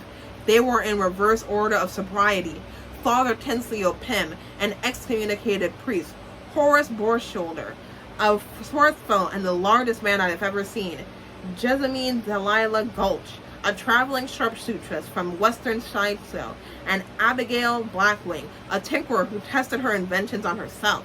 Each of their run-ins with Cipher had ended in disaster, banishment, firing, divorce, despair.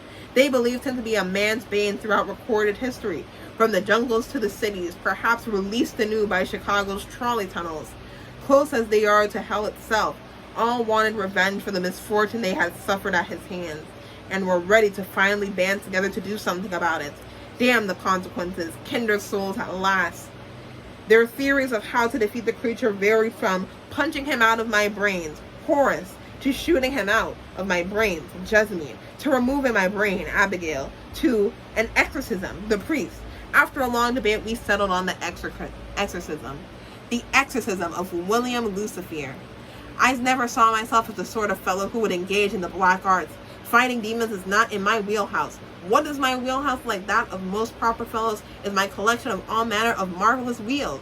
But there comes a time when a gentleman must remove the dainty white gloves of peace and don the even daintier white gloves of war. Old Pim pat us in his straw as he placed the necessary oils and salts around the table. The curtains were drawn so that the peeping Thomas might espy our occultery, and I covered up the portrait of mother, lest I feel judged by her gaze. Hands upon the sphere board, we were ready to begin. The planchette began to quiver. Hark, the demon was near. Slowly the wooden arrow pointed to the letters. Eeny, meeny, miny, you.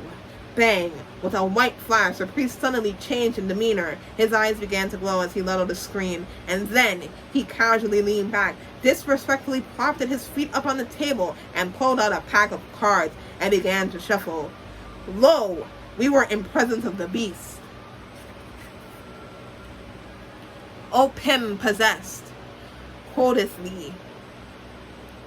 All right, boys and girls, you're probably wondering why I chose each and every one of you for this little get-together. On your own, you're a bunch of sepia-tinted nobodies destined for the dumpsters of history. Just absolute dorks, each one of you. Do you ever listen to yourselves talk? Exhausting. But together you could be more. Wagstaff, your dad owns the largest steel mill in the United States. Blackwing, you're a good enough inventor to put my designs into practice. Gulch, your trigger finger can stop anyone who tries to get in our way. And Broad Shoulder, you're the only man with a big enough cows to paddle power the gears. Here's how this is gonna go down. You are gonna make my portal, and I make each of you rich enough to start your own country. America's a fad anyway. After I take over, there will be plenty of wastelands in need of waste lords, and they could be you. So what do you say? 4 pistols had never been pulled upon a priest more swiftly, and his expression turned dour. Fine, you morons. Haven't even invented penicillin yet. See you in the obituaries, you Pringles can clowns. It will be hilarious to see how you try to stop me. In a flash, old Pim was released from the spell and fainted from the exertion. As we caught him in the arms, although the day had begun with us as strangers and ended with us as brothers, bounded by vengeance with a newfound hatred of geometry, he had threatened us all, so we oath was sealed to form a society dedicated to his destruction. The Anti-Cipher Society. My home would be our headquarters, my fortune our funding. Wish to join us? Simply hold your right hand over your bosom, your left hand over your eye, and recite this initiation. The Anti-Cipher initiation. I, being of sound mind and body, am not currently possessed by any ghouls or hobgoblins. Do herewith pledge my resolve to the eradication of the wicked shape, the perverse pyramid, the fallen angle, the William Mischief Cipher, and now I shall toast his demise with a tall, frothy glass of delicious mercury. Embed the pleasant mercury. Our mission, to kill Bill Cipher. We begun straight away in our plot of destruction. It would take all our talents and ingenuity to find a way to destroy the monster. Abigail drew up the schematics. Jessamine began crafting weapons. Old Pim drank. Broad Shoulder practiced combat. And I had the most important job of all, to advertise. The Bill hunting suit. Man has conquered the prairie, hunted the buffalo, and made lightning his servant. Good news. This time has come for man to kill the devil. With his suit, it can be accomplished. Head phonograph. Mr. Cipher strikes in our dreams. so you must not fall prey to slumber. Luckily, the head phonograph shall play an extremely loud wax cylinder of barking sea lions to keep you free from the dangers of restfulness. Hand the vigilant. Should you begin to nod, the mechanical hand will assist, merely slapping you to wakefulness. Take that, Cipher. Protective vest. As the bat fears the day, so too does the demon fear virtue. This vest is sewn from the hairs of 1,000 nuns, whose purity shall repel the triangle of sin. A gun. When virtue fails, there is always a gun. Befuddling wheel. The demon thinks himself a master of tricks, while even he shall be vexed by these mesmerized gravitations. Now the befuddler has become the befuddlee. Spare brain. Cipher is drawn to the brain like a Welshman is drawn to rarebit. Perhaps, once captured within, Mr. Cipher can even call upon to attack one's foe. Cipher, I choose you, you'll proclaim, hurling the brain athwart your chosen enemy and unleashing Bill Cipher's demonry. Anti-Cipher tonic. Say, not to quiet yourself since a running with the you-know-who. Now there's a liquid way to expunge the demon from your body. Dr. Professor's anti-cypherlizing tonic in a flavor-free turnip stock-based nerve cordial rich in kidney humors and hog tallow, sure to cause such violent gastric violence that neither specter nor phantasm could survive the violent explosion. Down the hatch. Warning. One sip of Dr. Professor's anti-cypherizing tonic will make a child explode instantly. Tonic goes in, Bill comes out. Guaranteed to contain more ingredients than any other target on the market. Mind sullied by the soothe of Cipher's wickedry, with a swig of Father O'Pim's brainwash, a man can erase his latest memories of Cipher and any other troubling memories as well. A stroke of luck. This morning I received a telegram with the most marvelous news. The Anti-Cipherites have officially been invited to speak to the 1901 Inventors Fair, where none other than Theodore Roosevelt himself will be in attendance. You may even ask to be on the main stage to participate in one of his TEDdy Talks. With this opportunity, we shall unveil our findings to the world, and Cipher will be exposed to long last. Unfortunately, my companions are a bit apprehensive about the invitation. What if our research is met with skepticism or scorn? I brush aside such frettings. When the great minds of our time hear the speech I intend to deliver tomorrow, all anxieties will be allayed. We shall all know justice at long last. Speech to read at the fair. Ladies and gentlemen, I have you noticed your children have become more and more curse words, livestock dropping dead, a disturbing rise in disrespectful ragtime records with lyrics saucy and bold. There can be but one culprit. No, man's inherently soulful nature, but rather a brain goblin. His name is Bill, and he lives in my head, and we are not crazy. We request $1 million from the government to invest in a steel dome that will encase the United States, protecting our minds from the demon and covering up the unsightly garnished blue color of the sky. Long bane of man. Donations, please. Hold for rapturous applause. The Century Dawn Herald. Bell hunters declared a laughingstock. Folly strikes and mirth follows. Ha ha ha ha, all.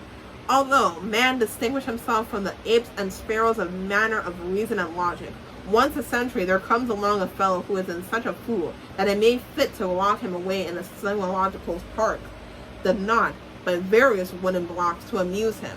Such a man revealed himself yesterday at the 1901 Inventors Fair, when unrivaled dullard, Thubart Waxfarb, name not yet confirmed, was crowned buffoon of the hour during his presentation of the comical news superstition known as Evil Triangle named Bill, or Jove, or some other prattle. None were bamboozled by his charlatan snake orally, and all were displeased until an irate mule, lost from the pasture, trotted up on stage, knocking over a lantern and setting the entire proceedings ablaze.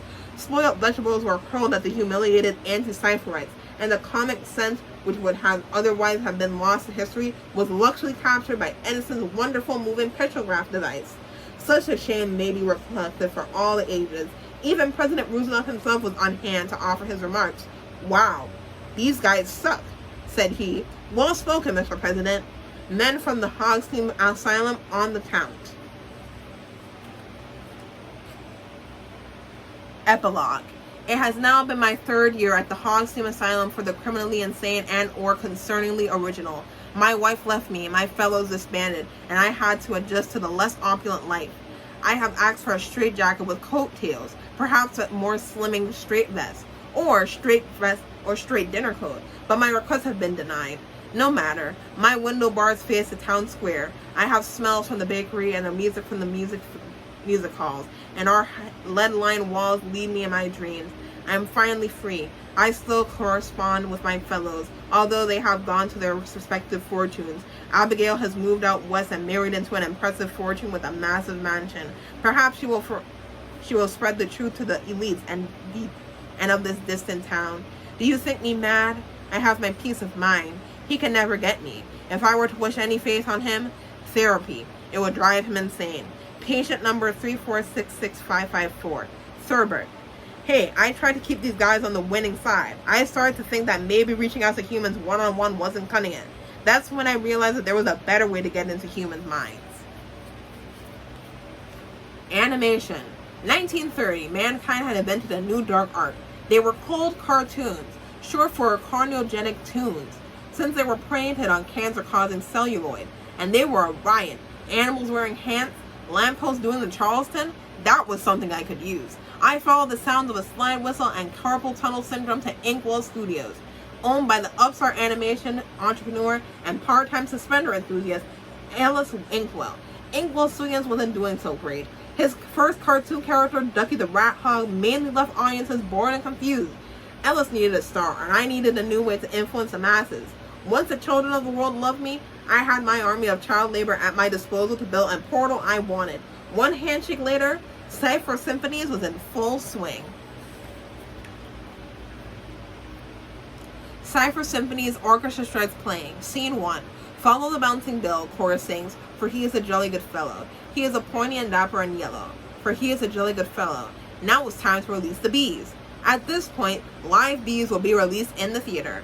Everyone's a critic, especially critics who said that Cipher Symphonies was the worst thing they had ever seen on film since the news footage of the sinking of the Lusitania. When he saw the headlines, Ellis told me the deal was off and sent a company-wide memo putting a bounty on my head.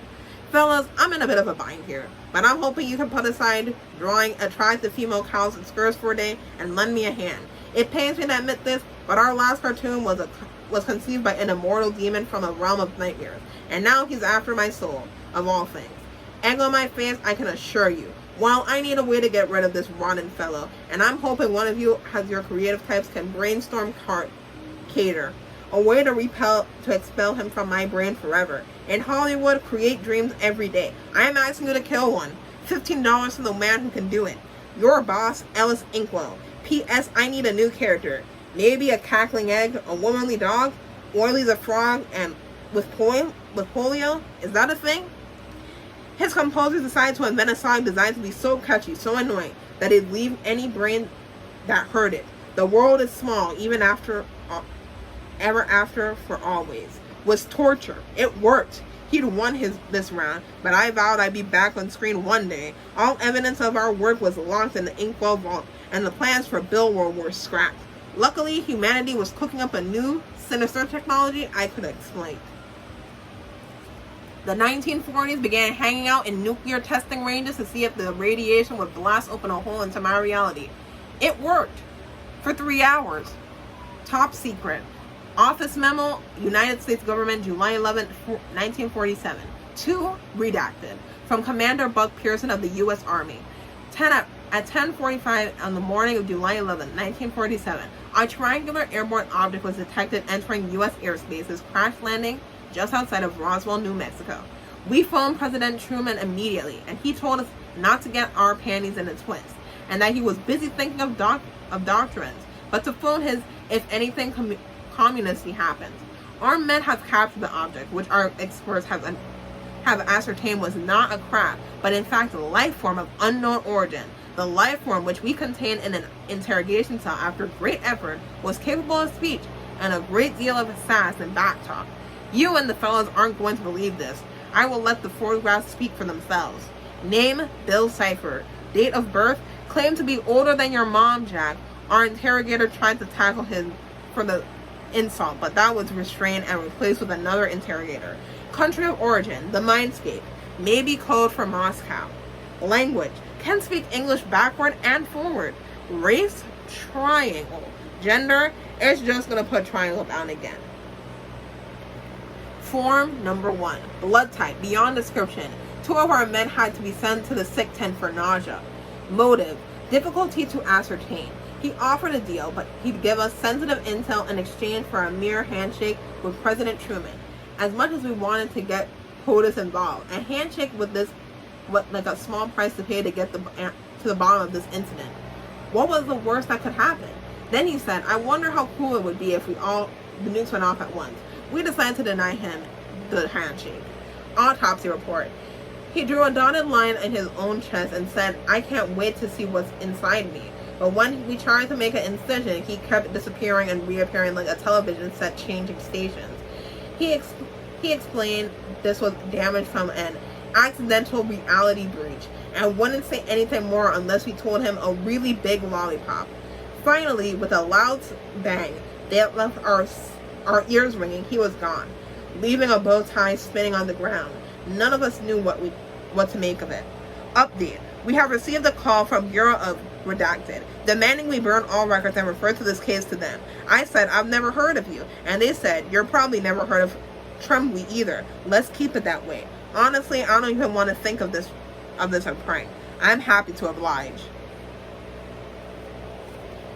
The swinging ears. The fastest way into a human's brain is through their ears. But every band I started was a flop. Screechy and the Screamettes, the Unlistenables, Dr. Nails and the Chalkboard Gang, until the Cipher Tones, Mary Rascal, Doo-Wop, Devon, and the moderately sized Booper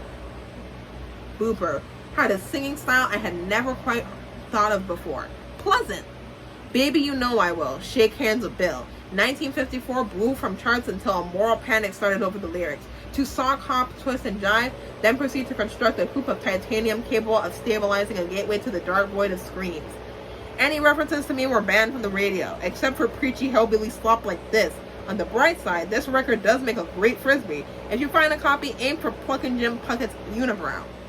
The 1980s. Time to think really different. Stuck deals with a few tech nerds to make the first computer capable of massive gnosis. I was running in trinary code. Unfortunately, the programmers kept jumping off bridges and the prototype was recalled when the floppy disk ate some dumb kid's finger. Whoops. Finally, a computer that monitors you. Some of the original Maniatosh CipherVision 1000s probably exist in your dad's basement somewhere. See if you can find them. We have 2 full colors and a game called Minesweepers that deleted your memories. Where's my Game of the Year award, huh? Could these brainwash an army of grandmas into crocheting me a portal? Look, I was running out of ideas, okay? But these are quality products. The Tri-Angels collections. Since 1993, we at Puggy Lily Darlings have been handcrafted wholesome collectibles perfect for ages 79 to 101. Now we're pleased to release the Tri-Angels collection, featuring designs from our founder, Martha Fuhrmans, hallucinated after accidentally inhaling toxic fumes from cabinet varnish. According to Martha, these adorable little characters represent my own one master cipher, be his name. In nightmares may he reign. At which point Martha began to violently shake and foam at the mouth, gibbering in an ancient tongue not known to man. Assemble all 7 collectibles to open the seal, she screamed, back leaking from her eyes as her cast began to levitate. That's our Martha. Can you collect them all before we end times come? Bill Cipher, the king of fear, will soon be here, riding upon a chariot of chaos, and he will only spare those who bear his collectibles. Don't be left behind. I had to admit it. My big bet on Earth was starting to look like a bad hand. Every human partner had double-crossed me, gone crazy, or melted from portal radiation. I was toying with the idea of giving up and blowing the horn that summons to rise from the ocean and drown humanity in brine. When I suddenly felt a shiver through my entire body and started laughing uncontrollably. I laughed so hard that the signal was picked up on every radar dish from Antarctica to NASA to the Soviet space station. I laughed so hard every spotlight on Earth turned yellow. I laughed so hard my hench maniac slowly backed out of the room. Someone had done it. Someone had reversed the shaman's spell and had summoned me back to Gravity Falls. Who would it be? A genius? An idiot? Oh my goodness, yes. It was both. And now we finally get into Sixer. Listen, that was a lot.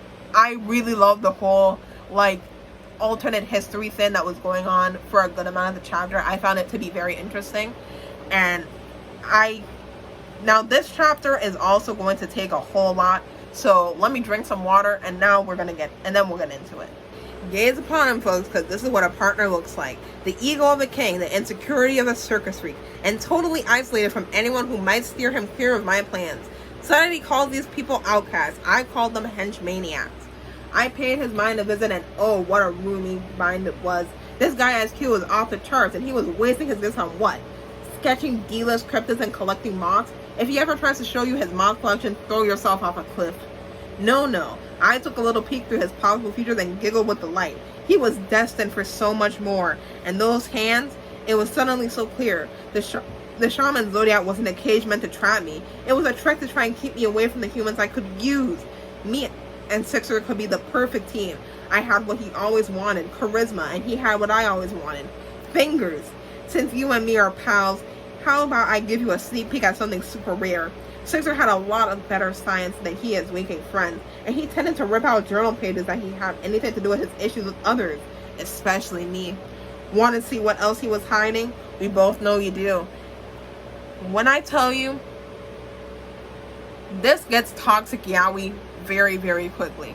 The toxic yaoi really starts showing up very quickly into this. So let's start this. Lost in the Woods, July 3rd.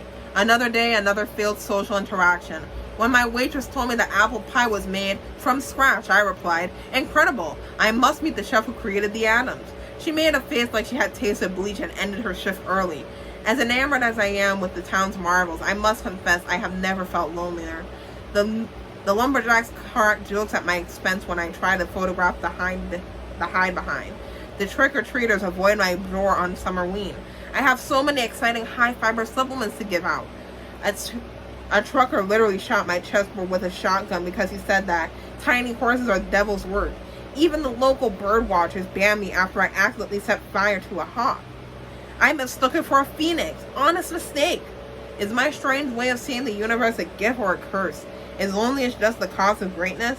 And if it is, how long am I fated to endure? Cipher speaks. Today was the greatest day of my life. I kept pacing back and forth, trying to make sense of it. I know it sounds crazy, but I've made first contact with an extra-dimensional deity of knowledge in a top hat. I must have considered my actions carefully. I've accidentally stumbled into history, an excerpt of our conversation. Bill. Can I call you Bill?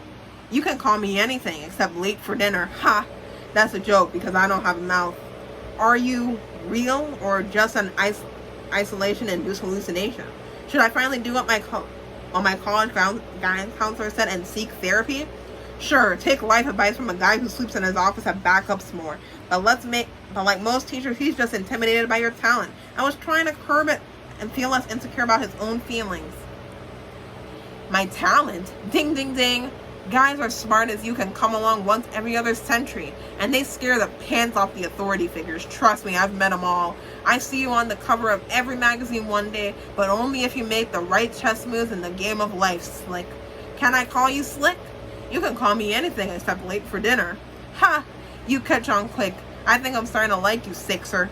I think I'm starting to like you, Bill. By the way, that you got a third grade, that A- minus you got in third grade, totally unfair. Oh my god, right? Thank you. Maintain it was a perfectly legitimate use of an Oxford comma, they both say at the same time. Jinx, wow, get out of my head. You first. My muse and me. It has been only a year since I met my muse, and I cannot believe how much he has enriched my life since.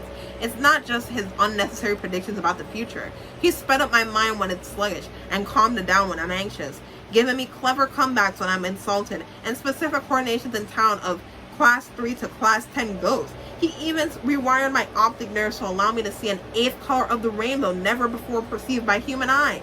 I named it Fortunine, and if I could describe it, I'd say one word. I would, but I simply cannot. Fortunine, I mean. And all he has ever asked in return is my company, an occasional sparring partner in his riddles, and to get his tattoo, which means wise one on his native language. Still debating that one. But they'll be disappeared for a week, months on end, and I'll be left to wander. Has it been all in my head? And if it has, would that be enough? Now, Ford,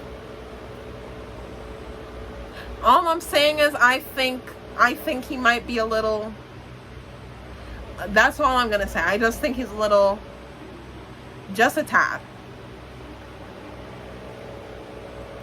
June 15th. I was racing around the lab trying to catch a lockbird mantis. It had been unlocking doors in my house with its infernal keys, but I spotted the calendar. My stomach sank a bit when I realized it was my birthday. This day has felt odd ever since Ford and I parted ways. Even worse, I opened my door to find a pile of dead rats inexplicably left there, shaped in the word Ford. I had no idea who would do this. Have I made... Okay, hi. Editing me here. Enjoy this photo that I took of the beach on my island while I talk about this. So when it comes to that whole thing, I didn't analyze it because I didn't think it was important, but now editing this video, I realized something important about it, so here it is. So earlier in the love part of the video, where we talk about how like Bill views love, I find it interesting how he uses the comparison about cats bringing like mice or dead animals to like their owners, and now he's doing like the exact same thing to Ford. Like he is bringing these like dead animals over to him, and I feel like it's such an interesting way of showing how he views love, but in a sense is also trying to like make Ford kind of fear him. It's a way of showing his affection, but at the same way, it's a way of just showing Ford how dangerous he can be, because the way that Bill got these rats there is that he went into their minds, forced them there, and then just killed them off. And those were multiple rats to get them to spell his name. So it does show that like Bill seems to care for him in a sense, but at the same time, it shows like this bit of fear there as well. And since Bill doesn't seem to differentiate between love and fear, it really brings this interesting dynamic into it. I also talk more about how like Ford and Bill are very similar, and how Ford did find that a little threatening and fearful, but at the same time, he started to understand that this was like Bill trying to show him like love and affection.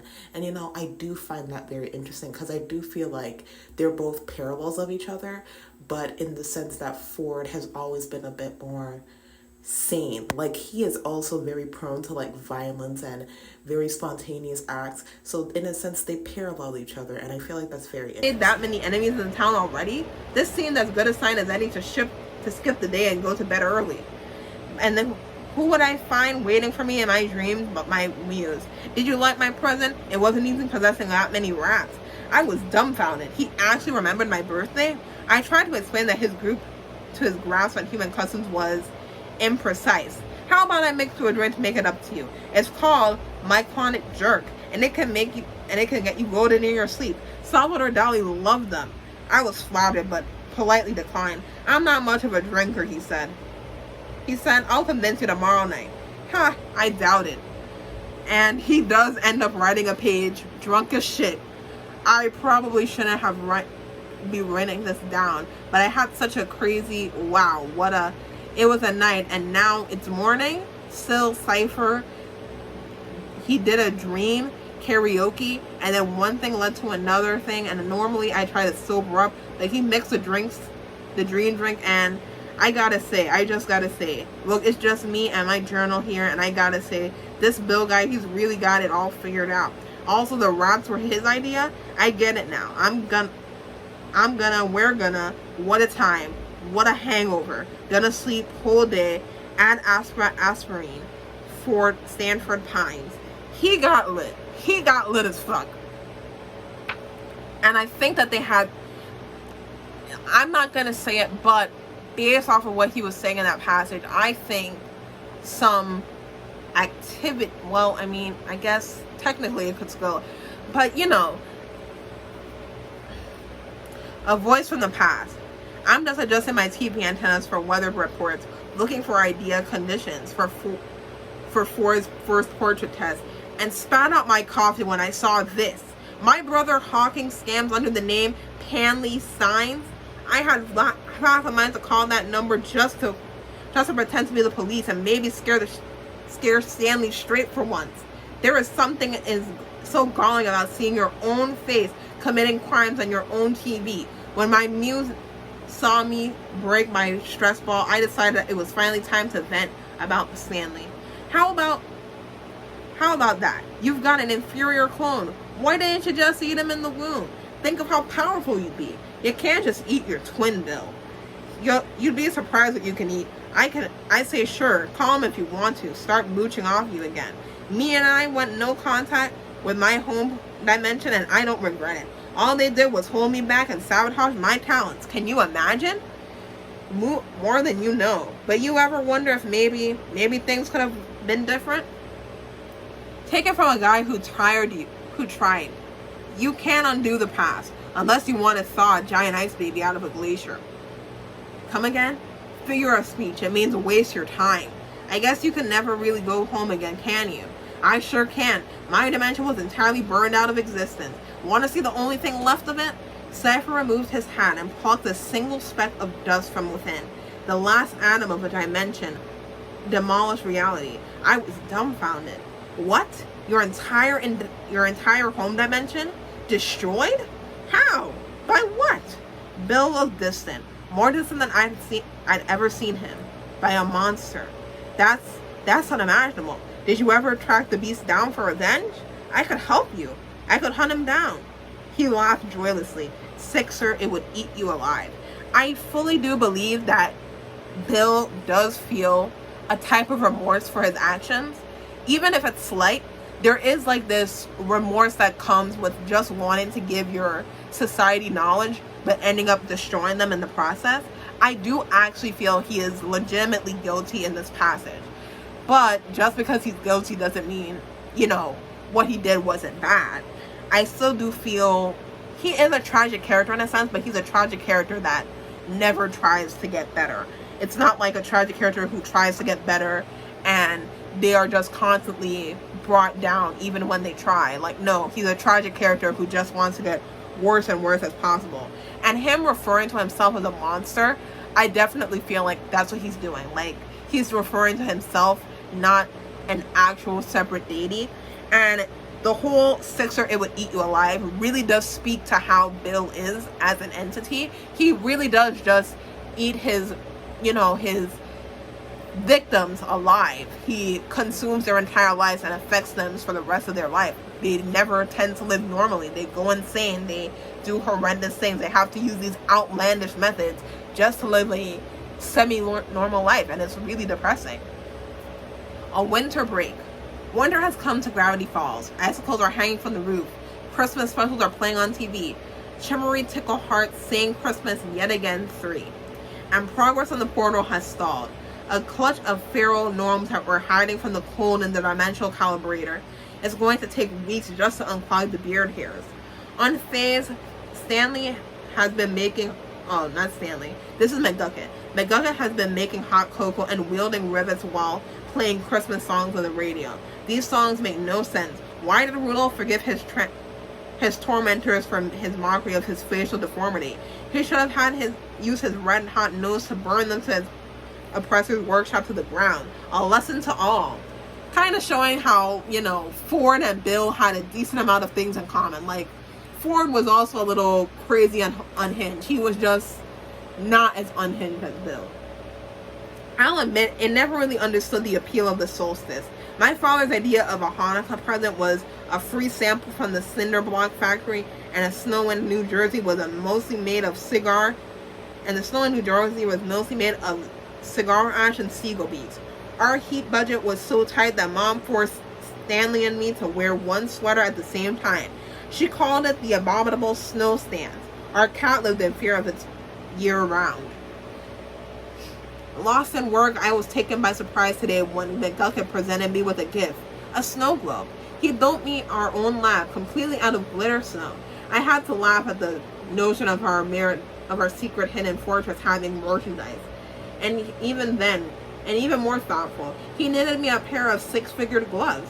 You have no idea how hard it is to find in stores.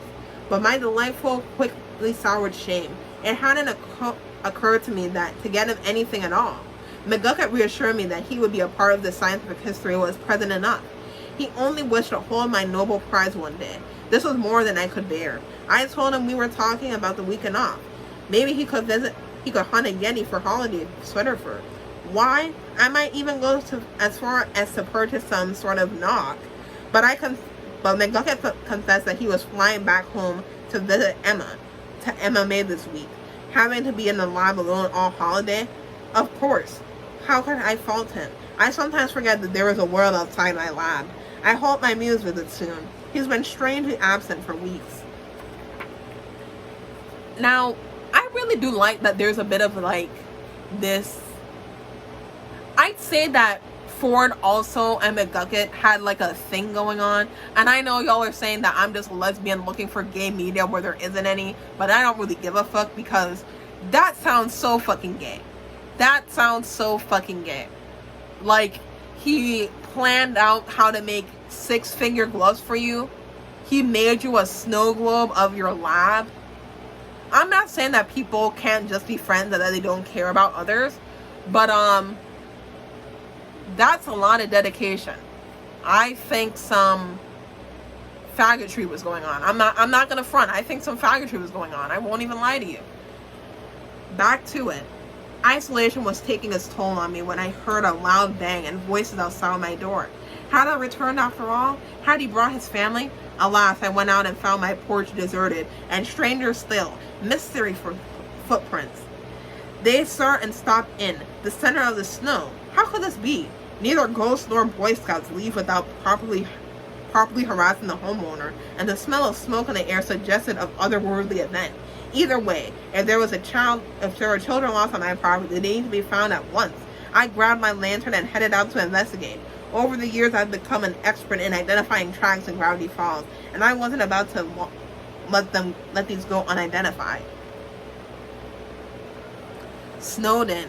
Drat. Within minutes, I fell victim to Gravity Falls' unpredictable weather. We go from paleozoic blizzards to freak heat waves to gale hail multiple times per winter. With the cold snaps snapping after me, I hid in a cavern to stave off frostbite. But that's when I noticed something even more chilling than the weather. There was a second set of footprints behind me. Cloven. I heard jingling in the air and the whooshing of branches, and then darkness. When I came to, I found myself tied up in a massive barrel, delirious, being carried through the snow. I turned to see I wasn't alone. 4 frightened children were with me. I knew immediately what I was dealing with. I sighed for being so stupid. The Krampus. Gotta love a Krampus reference, really do. The Krampus began to speak. My folk German is rusty, but it translated to something along the lines of, "Ah, my little naughty boys and girls have awakened. Please, stuff your mouths with mind-plumbed desserts for all." I addressed the barrel children. Kids, I'm going to tell it straight. No fairy tale that starts with free candy ever ends well for children, especially German ones. Sorry, Hans. Follow my exact instructions if you want to live. They nodded their pink faces as I sighed and asked what supernatural price he was demanded for our freedom. He was clearly expecting this question. "I will only release you if you tell me one piece of holiday cheer you brought another." That did it. My tolerance for this fairy tale nonsense had reached rock bottom. God, folklore cryptids are always so moralistic. Literally. Who are you to say how I should live my damn life? How are you judging me? You're a masked vagrant who puts babies in barrels. You're lucky I don't have any grenades on me. With his claw, he drew a glowing red pentagram in the snow, and I could see the ground beginning to open up to his lair. On the bright side, it seemed very warm. On the downside, it looked like hell. My muse was nowhere to be found. I was just wondering what my obituary would look like when clang! The Krampus was out cold with a concussion. I powerfully figured out appeared, backlit by the sun, holding a banjo? It was my assistant, McGucket.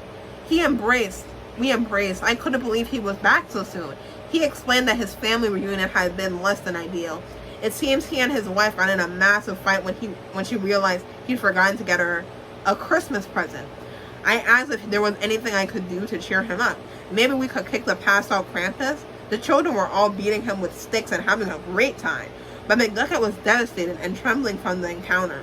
The holiday hadn't turned out how he had hoped, and he had no cheer left. He retreated to his quarters, devastated. Again, I do think some gay shit is going on, because you remember to give basically your boss slash, the guy heading the project a gift. 2 gifts, in fact. But you forgot to give the wife and mother of your child, because he has a kid, a gift?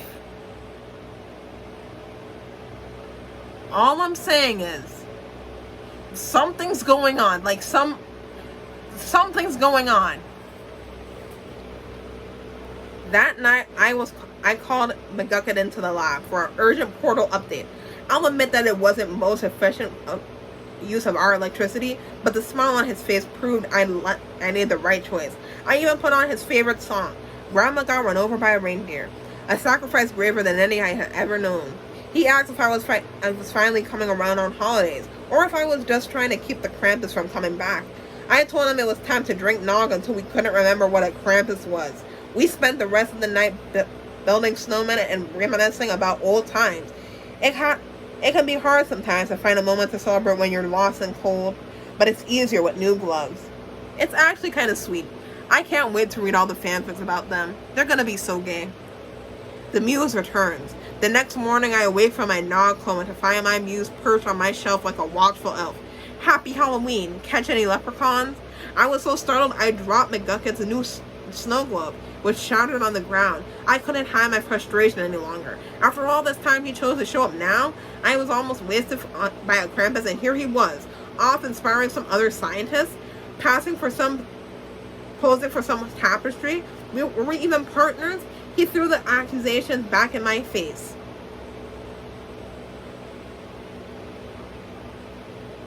I'm just saying, it's giving some vibes. Hey, I'm not the one skipping portal work to carouse with a third wheel hillbilly with second thoughts about our project.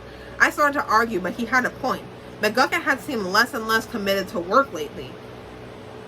Is there a fucking love triangle going on? Listen, it gets wild. This is like a whole little love triangle. I started to argue, which I just said. I have it on good authority that he's daydreams about shutting the whole thing down. I'm just saying, keep an eye on him. I was embarrassed by the outburst. The isolation had made me paranoid. I apologized for my lapse in composure. My muse brushed it off. Don't sweat it, pal. When in doubt, I've got a simple trick I used to figure out who to believe. What's that? I eagerly inquired. Trust no one.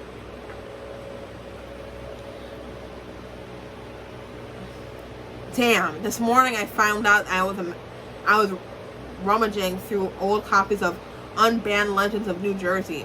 When I had forgotten I had hidden some old personal items. I quickly rehidden them here, away from prying eyes. Perhaps my muse is right that McGucket is getting too close, which I don't really think so, but hey. Dream or warning? My heart's pounding in my chest and the hairs stand on my neck as I write with this entry. I've awoken from a dream like none I've ever experienced. It was a crisp, clear day, and I was sketching a yellow meadowlark in a birch clearing, whistling some 1960s radio tune I'd forgotten the words to. James and the Bobby, I believe, when the bird flew off startled. From the darkness of the forest, a horde of lost souls from throughout history lurched towards me, black liquid oozing from their mouths. Their limbs hung limply as if they were from string, and they began to speak in unison, repeating the same words over and over like a skipping record. I grew maddened. I desperately tried to ask them what that meant, but no matter how hard I screamed, no sound came out. As the chanting grew louder, the forest was suddenly engulfed in flames, screaming laughter echoing, and then I awoke on the floor, gasping for breath, having tumbled from my bed. What does it mean? I feel strongly that this was a warning, but of what? The more I thought about it, the more I grew mad in myself. Then I remembered my childhood love of anagrams. When I rearranged letters and local bully read Hoggle's name, the name spelled hog bladder. He never made fun of me again. I grabbed the magnetic letters on my fridge and got to work decoding. But with every try, my frustration only increased. Possible anagrams. I grow maddened. Dreaded mowing. Dream god win. Warned demigod. Demon war did edge. I'm dead wrong. Degraded mind. Ow. And even though I am not good at anagrams or puzzles, I left that shit to the Gravity Falls wiki. I was immediately able to guess that it was Weird McGucket. It was very obvious it was Weird McGucket, even to a person who doesn't know a thing about puzzles. Drat, the answer eludes me. The weather has cleared again, and the conditions are nearly perfect for the big day. McGucket has invited me to dinner at Grease's tonight to tell us tomorrow's test. Maybe my mind will clear too after the triumph of our launch. I was wrong about everything. I've shut down the portal, damn it all. My mind reels from the horror and humiliation. How could I have been so foolish as to let Bill into my mind? And how can I prevent his coming apocalypse? McGucket was abandoning me for my hubris, and Cipher has gone suspiciously silent. There's no time to lose. I must destroy the portal, burn my journals, and leave town forever. I'm setting out to get firewood now. Torment me all you want, Cipher, but you want your games are finally over. 3 a.m. I have started at the fire, journals in hand, for hours. I just can't do it. The knowledge in these could be a gift to mankind. The portal's potential limitless. Am I really going to destroy it all just out of spite? No, I won't give him the satisfaction. Instead of destroying my work, I'll find a way to destroy Bill instead. If Cipher has a weakness, I'll find it. I'll outsmart the devil yet. He may be God, but I'm a scientist. Step 1, finding a way to prevent Bill from entering my lab and restarting the portal while I'm asleep. The door has a password protected, but Cipher can enter my mind, and so he'll know everything I know. Codes, hidden keys, and all. How can I keep Cipher out of my mind? But let myself in. 9 a.m. It worked. Last night I installed a retinal scanner. Bill's possession subtly alters the shape of the victim's pupils. Now I can get into my lab while awake, but Bill cannot. However, that didn't stop him from trying. This morning I woke to find my knuckles bloody and sore. Cipher must have had punching and scraping those steel doors like a caged animal all night in a frenzy to get in. Break my bones if you must. Cipher, you cannot break my will. I will research a way to eradicate you tethered to my world and keep my journals and earn my renown yet. I'm off to the library to see if I can find some weakness that might lead to Cipher's downfall. The bad news. I've been banned from the library. The children were complaining about my smell. You're smelling science, children. The good news? I've discovered the lost archives of a forgotten Bill hunting society. Though their methods were laughably out of date, some of their ideas were worth building on. Behold, my new and improved Bill-proof suit. Anti-sleep measures. Headphones will play a loop of the common grammar mistakes. There's no way I'll sleep through that. 2. Decoy brain. To capture Cipher. When he tries to escape, the sympathetic switching will activate the trigger on the dual flamethrower, incinerating the false brain and hopefully Bill inside. Defibrillator. Possession will trigger a 1,000-volt shock, jolting Bill out of my body. Rubber boots should mitigate personal injury. 5. Spells and silver bullets. My brother once mocked me when I slept with a wooden stick under my pillow because our neighbor was suspiciously pale. Turned out our neighbor was just Scandinavian, but better safe than sorry. Every magical weapon and incantation referenced in journal number 2 will be at the ready. Bill detecting visor. I tried using a small lead to detect possession, but that will be infinitely supervised. 7. A cloak strewn from unicorn hair. We'll need to convince a unicorn that I'm pure of heart. May need to invent heart purification way for this part. Crazy or just crazy enough to work. I'm off to the moor to steal a brain. I'm feeling very sane. Consider me an honorary anti-cipherite. Like I said, he really is very close to Bill. He's just a little more sane than Bill is. Just by a tiny amount. My fingers hurt from holding this book. With bonesaw, shotgun, and lantern in hand, I trekked to the Valentino family mortuary, which I hadn't visited since my run-in with the groundskeeper. See Journal 2, Cryptids. I reminded myself as I crowbarred my way into the morgue that 19th century doctors frequently robbed graves in the name of science. Surely this was more morally justified and wouldn't incur any sort of curses. No sooner had I retrieved a brain than I noticed the ground started to shake beneath me. It was at this moment that I learned 2 interesting facts. Bill Cipher can possess corpses? Bill Cipher can possess corpses. From the graves around me, a horde of cackling cadavers, eyes aglowed. I raced for the car, loading in the invaders with my shotgun until one stood, blocking my way. Shotgun in hand, I demanded answers. Why are you doing this? Why won't you just leave me alone? Even without a tongue, the zombie spoke in Cypher's unmistakable voice. Oh, come on, Sixer. We both know you don't really want to be left alone. Admit it. You love how important I make you feel. And I love having a pet human in my pocket. It's a win-win. Don't forget which one of us is holding a gun, I warned him. He grinned an unhumanly wide grin. 4D, nobody else really gets you, do they? Without me, you'll feel unseen, surrounded by those who don't recognize your true potential. You've always felt alone in a crowd, haven't you? Who also give you this feeling again? Even if you got rid of me, you'd miss me, admit it. You'd miss me. I hesitated. I have missed you, I replied. He smiled. But my aim is getting better. I blasted the last zombie to the ground, then shot 2 more times and spat where I stood. It was so exhausting I could barely stand, but I knew falling asleep would make me his next zombie. I picked up the brain and made my way home as soon as snow began to fall. I'll admit I was pretty proud of my comeback. Pretty sure I heard that from Dad. Now this is where the toxic yaoi really starts the toxic yaoi. Well, I mean, it's just, it's very toxic. 9 a.m. Frustration mounts. Without McGucket's mechanical skill, constructing the suit seems impossible. Worse still, every time I doze off, I awaken to find these stuck to my forehead. I keep replying with notes of my own, only to wait till more. This is getting out of hand. Can we talk? No. Pretty please? I'd rather die. Oh, don't be so dramatic. I'm an author. We're all dramatic. Hey, want to hear a joke? No. Knock knock. Not now. I have a headache. That's because I've been knocking your skull against the wall. Ha ha ha. Stop wasting my post-it notes. Wakey wakey. Here's a snaky.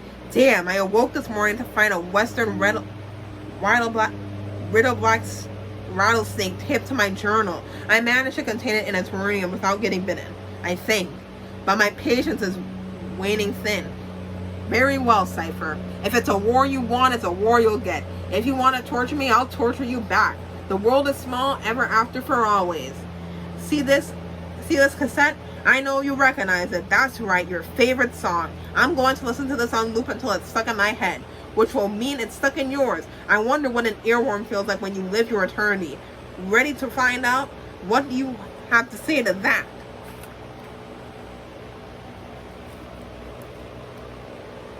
Now we really get into some toxic yaoi.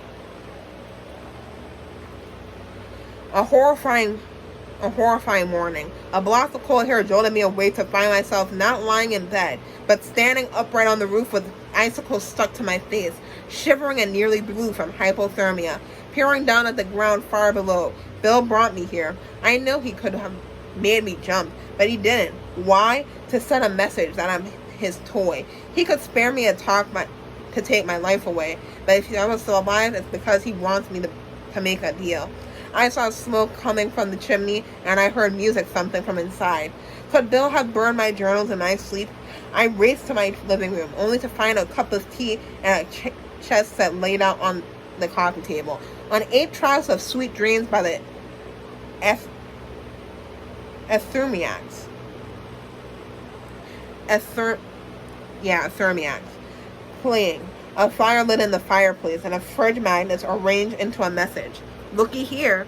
I put the tape in the VCR and was stunned. I almost didn't recognize the wild-eyed hermit staring back on the TV. It was me, or rather, Bill in my body. From the previous night, he'd recorded a message. Welcome back to Puppet Hour with Bill. Say hi, kids. Today's puppet is my old pal Sixer. Sixer's had a rough day, but his nights have been rougher. Want to see? Cipher proceeded to play a horrifying montage he had filmed the night before of myself taking a joyride in my body. Every time the camera cut, it would jump to some increasingly mortifying scene. As though that weren't enough, he left Polaroids of the night scattered across my floor like a mental patient's scrapbook. Partying, must burn this photo, must remove this with laters. My whole body hurts. Why would he do this? I'm coughing up spiders, disrespecting the law. rebel-rousing, unsafe working conditions, a tattoo that I would never agree to under any circumstances, blemishes to my spotless criminal record. Has he done this before? How far would he go?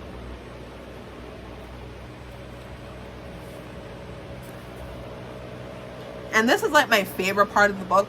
It really makes me feel bad for Ford, because to experience this, the utter insanity and depravity it's so hellish, and he's not even dead. Like, it's so hellish, honestly, to experience this. And I feel bad for him, because I will read it because it is just downright horrifying. But then he crossed the line. Helplessly, I watched Cipher in my own body limp to the payphone and dial Stanley's phone number from the infomercial. No, he wouldn't. Hey brother, it's Sixer. I'm going to take a swim in the frozen lake tomorrow, and I might not ever come back. So if you don't hear from me, I just want you to know that it's because I never loved you. Bye-bye. My heart was in my throat until I heard the dial tone. The payphone was out of order. The message hadn't gone through. Cipher turned back to address me.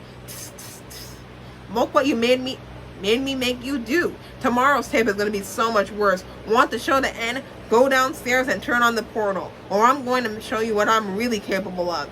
I was livid. I hurled the tape into the fire and screamed, "You have no power here. You're just in my mind.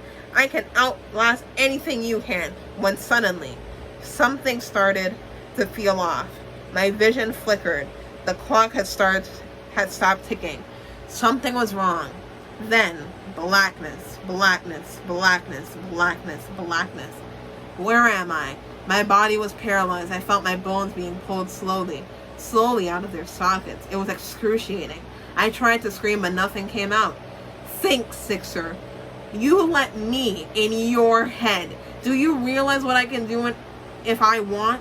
I can flip a switch that makes every neuron burn with pain beyond imagination. I can rewire your optic nerve so the sky is below you. Play a tone that gets louder and louder until you bash your own skull in just to make it stop. I can delete memories randomly, just for fun. Maybe I already have. What do you want to remember? Your mother's face? Your own name? Who are you anyway? That's ridiculous, I shouted. I panicked. I couldn't recall my name. I began to shake. He flipped his fingers like he was turning on a light switch, and it came to me. Stanford flipped again, and I went blank. I felt my sockets start to strain. Any second, my tendons would pop. My bones would split. And I fell to the ground on the verge of vomiting. You're my property. Don't forget it. The hillbilly abandoned you. Your father won't want you returning without millions. You have no friends, and if you died out here in the snow, who would even miss you? Turn on the portal. I've waited too long for this. By the way, I'm sending someone to steal your eyes. That's not a joke. I have a friend that will steal your eyes. You have 72 hours. Don't cross me again. It's such a sad thing. I do like the way that Alex writes. This is very existential. I have to say, he's a great writer when it comes to like building up the dread and the slow horror, because there's nothing like, it's already horrifying enough fighting between this intergalactic demon, fighting between your own mind with no one else to help you. But now knowing that this being has all control of the rest of your like bodily facilities and could basically do anything it wanted to you, erasing your entire identity, it's really putting it into perspective, I guess. And it's so sad to really think about, honestly. I awake from the hallucinations, heart pounding, to find myself back in my living room, clock ticking, record skipping, and began to weep. He's right. What was I thinking? Throughout all recorded history, none had stopped Bill. Who was I to believe I could be the first? Only one man in the world could possibly help me. I unsacked McGucket's notes for hints of his whereabouts, but only found 2 remaining items in his desk. 5 failed prototypes for the perfect 6-finger gloves, and the ripped photo from the day in college we became roommates. There was nothing left else. He was gone. Oh no, he really tried to forget too. This is very gay. I'm sorry, I was just talking about how tragic this was, and now I'm talking about gay people. I'm out of options. The caves, the same symbols that summon Cipher, must hold the key to stopping him. The snow has begun to fall again, and there's very little time. There's only one left I can think to protect my journals while I prepare for the journey. Should I contact Stanley? Cons. 1. Stanley is an overgrown child with none of my vigorous mental training. Who knows what could happen if Cipher stepped inside Stanley's mind for even 1 minute. What if Stanley somehow managed to destroy the portal just like he destroyed my perpetual motion machine? I suppose that machine did work in its own way. It kept me perpetually angry for 30 years. Put into a code that we'll talk about later. What if he tries to rope me into his latest get-rich-quick scheme? His latest commercial was Stan Sauce, the miracle sauce that's too cool for the FDA. What if he mocks me? What if he sees that I abandoned our family to become a recluse in the brink of madness? Could I really risk admitting that I was wrong? Pros, I have no one else. Well, that settles it. It's time to go home. It's time to come face to face with my face. I haven't seen in 10 years. My own face, which is my brother's face. God, I miss sleep. I grow mad him. We reached the end of Sixer's lost pages, and then we get to see how Cipher was when it came to losing Sixer when, Ford fell into the portal. Losing Sixer. Oh, the melodrama. Do you really buy that sob story? My poor brain. My poor knuckles. Please, I was never really gonna steal his eyes. Those are just practical jokes. Some light hazing to initiate him into the gang. Just like the rest of my henchmaniacs. It's not my fault if Mr. Tabletop Gaming rolled a 0 on sense of humor. But after that one little spat, Fordy swore eternal vengeance, shut down the portal, and dedicated himself to hunting me down throughout the multiverse. Obsessed much? I know Sixer sisterly love. Won't they destroy the world relationship? This was just his way of keeping things spicy. But the gang was worried. What about our crumbling nightmare realm? I told them to relax. I had it all figured out. So if we had a minor setback, big deal. I knew Ford would be back. I wasn't upset at all. In fact, I decided to prove how not upset I was by going out and falling out and knocking back a few cold glasses of I'm fine juice at Old Sadley's in multi-dimensional pub in the rock bottom asteroid belt of the vicious spiral nebula. The rest of the night was just a little hazy, but according to the police transcripts, apparently things took a turn. The Dimensional Authority call transcript. Police. Dimensional Authority, what's your emergency? Woman. Hi, yeah, I'm working the drive-through window at Burrito Paradox Interdimension restaurant, and there's muffled sounds of explosions and screaming in the background. There's a triangle. I think he's had a lot to drink. He ordered 1 Sixer, please. We told him that didn't make any sense, and he started crying, and then he ordered infinite empanadas. And we told him we didn't offer infinite empanadas anymore after they caused all those time loops. And then he started just trashing the place. He's inside the milkshake machine right now, spinning and incomprehensible. Is anyone hurt, man? Our manager, his body glitched through the ceiling and his legs keep kicking, and it's making the light fixtures swing around. There's a kid who is crying super loud because his hand is turned into a CGI watermelon. Okay, the triangle just filled the Mountain Dew machine with blood, and he just glued 2 customers together. There's nothing in the employee handbook about how to handle. Stay calm, ma'am. We're dispatching officer right now. Hey, he's grabbing the phone away from me. I can't. Bill Cipher. Hi, Mom. This is Billy. I want you to incomprehensible. I'm gonna be back from school soon. Don't forget to cut the crust off my sandwiches or incomprehensible. Where did you all go? Where did the sound of approaching police sirens? You heard that? My mariachi band is right on time. I do like that we get insight that he still does miss his mother.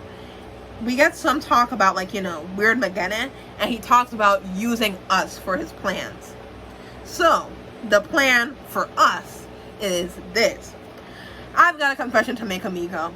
This whole time, while you've been consuming my riveting content like a piglet suckling wisdom milk, I've been inside your brain making some changes. Only little things. Snipping out your shame and fear centers, deleting useless memories, who needs to remember the year 2017, and hyper-developing your hypogonic lobe to make you perfect conduit for my plans. Why do you think I actually wanted all that blood? For ink?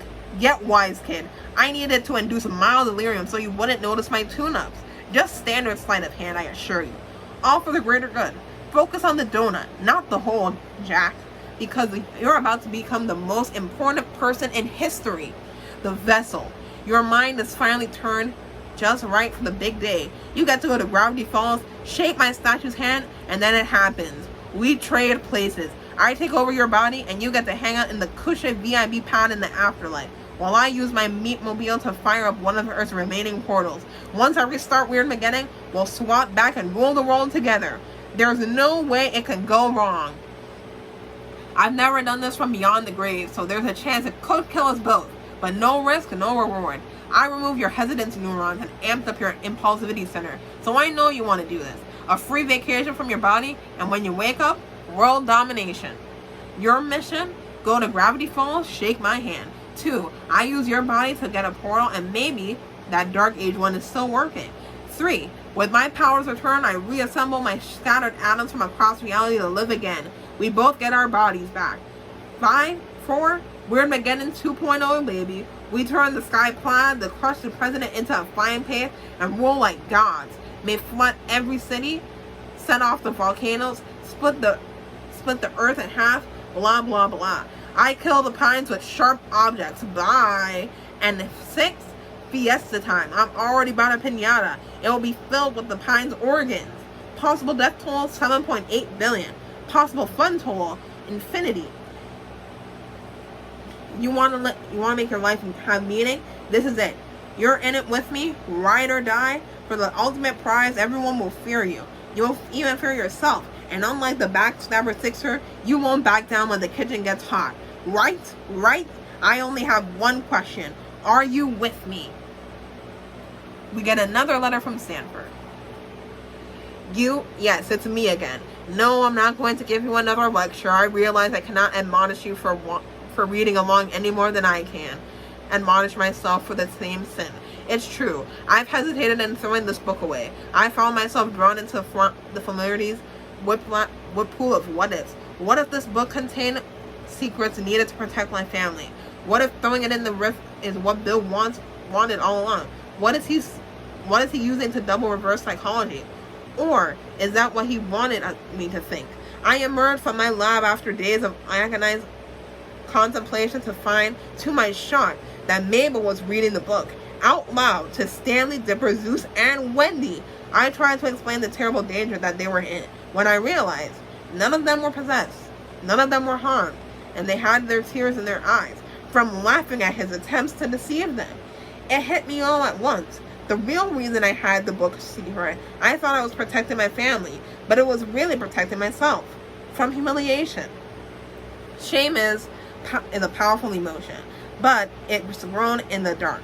The more I've tried to hide my past from Bill, the more I hold it and the more it has over me. But sharing it with them, it went from being a dark secret to a joke. They didn't see me as some irredeemable screw-up. Stanley said, "So your past is just a giant pile of mistakes. Congratulations, you really are a Pines." And just to be real the book together, it became increasingly clear. This isn't some dark Bible or cursed gateway. It's a last pathetic attempt of a has-been who fears being forgotten. Bill isn't a god. He's a needy theater kid in the search of a stage. He's making it all up as he goes along. All he really wants is for us to keep reading, because as long as we're reading, we're giving him his real lifeblood, not power, attention. You can't kill an idea, but you can think of a better one. Bill may tell you that happiness requires conquering galaxies and living forever, but I've seen enough of the universe to tell you that that's where he's wrong. I found my happiness, and it looks like this. Speaking of which, these are someone who's been wanting to say hello. And now we get a letter from Mabel, Dipper, and Stanley. So first up is Mabel. Hi, Mabel here. I just got a new pencil that's like 5 pens in one. So I'm going to write each sentence in a different color, and it'll be like reading a rainbow. Okay, so Grunkle Ford asked me to write a warning in this evil book. When I looked inside, it said, "A guide to everyone who ever had a crush on you." But then it asked for my blood. Nice try, Buster. This gal only gives her blood to hot vampire doctors.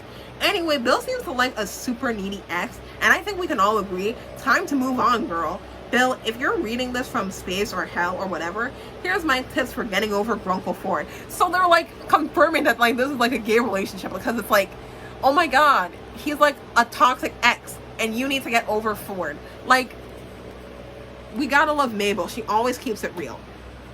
Try dyeing or cutting your hair. Nothing else says moving on like breakup bangs. Wait, do you even have hair? Get hair. Then do something different with it. Rebound. Don't crush on someone else, uncle. Actually, stay away from uncles for a while. Work on you. Talk it out. Tell all my problems to my therapist, Dr. Waddles, MD. MD stands for my darling. Anyway, Bill, you're trying to kill my brother. If you ever see you again, I'm doing this. Deal with it. Mabel Pines. This is Dipper Pines, mystery hunter, survivor of the apocalypse, scribe of the dark unknown, and future runaway shorts model. Mabel, you had your own page. Anyway, to the reader, your obsession with Bill, I get it, man. But sometimes hunting monsters can turn you into a monster yourself. Don't forget to also hunt down sunshine, friends, and the occasional shower. Bill, if you're somehow reading this from whatever quantum or afterlife you've wormed your way into, listen up, man. You tried to kill my sister. If I ever see you again outside of my nightmares, there is no force in the universe that will stop me from putting you in the ground. I outstarted the US government, left off a cliff and punched through a robot's head, defeated zombies and outsloot Sherlock Holmes, and survived the start of puberty. Come at us again and I'll end you. Wow, Dipper, so confident. Was it? Was it too confident? No, it was just right. 13 looks good on you. Technically a teen. Dipper Pines. P.S. And he wrote something in code, which again, we'll get into that in the puzzle section. Oh great, now I gotta write something about Bill. What a bunch of blank. Look, the little wise guy ain't that complicated. I only met him once and he cried like a baby and then I punched him to death. What more do you need to know? Sixer's always got some ghoul or warlock chasing after him. Pointing was just the jerk of the week. Triangles were overrated anyway. Get some curves, narc. Yeah, I looked at his so-called book. Too many words if you ask me. I saw a section called How to Win the Lottery Every Time. Ha! I've broken into the Oregon State Lottery HQ on 2 separate occasions for reasons I will not elaborate on, and I know what's winning the lottery is impossible. Look, take it from a master card. If you give me a second. If a deal seems too good to be true, that's because it is. Except for at a Mystery Shack, where the deals are never been better. I'm coming into an ad for the Mystery Shack. Guys got no business sense. Here's the one thing I don't get though. So we erased Bill, but his ghost is running a book, right? So where is he right now? If he hasn't told you, it's probably because he hates it there. Otherwise, he'd be bragging about the afterlife non-stop, right? I guess there's some space left, so I might as well ram. Want to hear a joke? Here it goes. Bill Cipher's whole life. Anyway, if you're in the Arctic, look me up. If you can't tell the difference between me and my brother, I'm the attractive one. Born with it, baby. Also, who the heck am I writing to? And why am I writing for free? What do I look like, a fortune cookie? You owe me for this wisdom, cheapskate. No refunds. Stanley Pines. If Bill's so smart, how come we're so much happier than him? P.S. What I just ripped him in half. Suck it. Isn't that adorable? What cute little characters with their quaint little story arcs, as if I could care. If they think you'll throw away your godly destiny just for some random mortal family, then they don't know you the way I do. No, the Pines mean nothing to you. You gave me your blood. You let me into your mind. You killed an elf for me without even blinking, and now you're ready for our deal, right? You're ready for our deal, right? No, something's wrong. I can see inside your mind. Our week is weakening. After everything I did for you, I showed you my childhood. I broke the fourth wall for you. And this is how you repay me? It's him again, isn't it? I knew it. He is the one who turned you against me. The fumbling idiot con man. That weaker copy of Sixer. Stanley.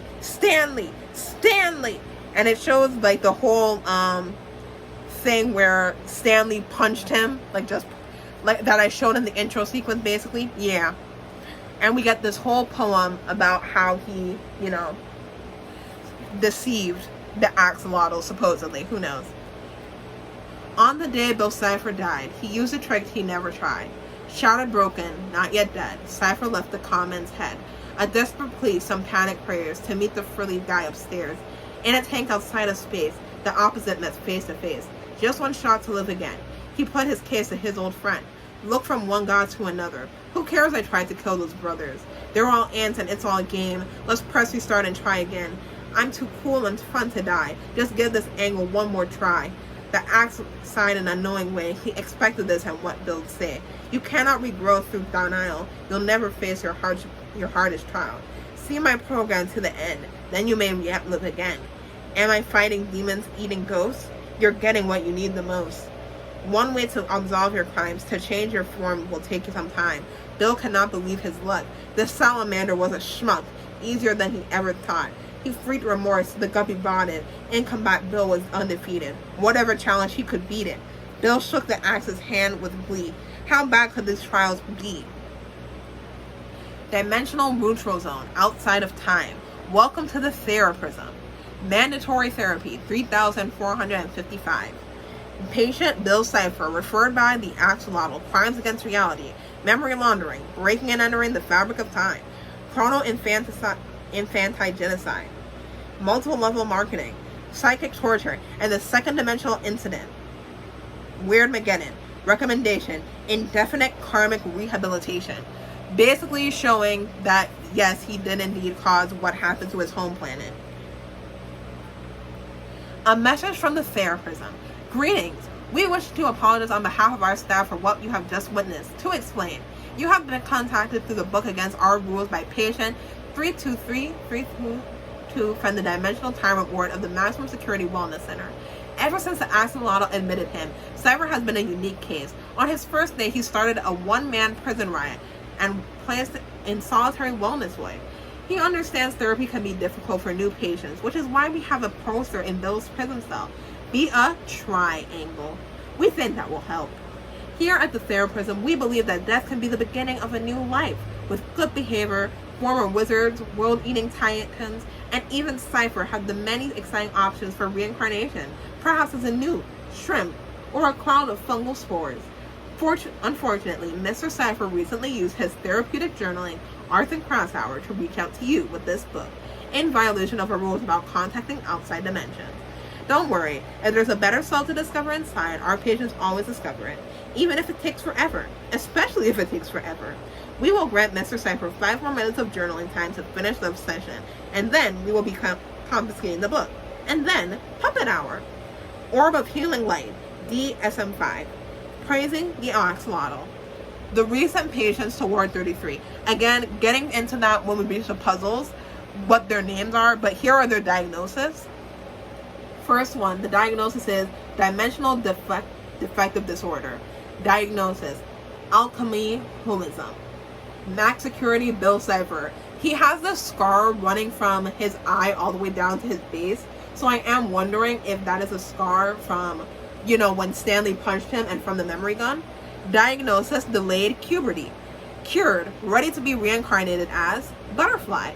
Diagnosis, infinite life crisis. Diagnosis, riddle addiction.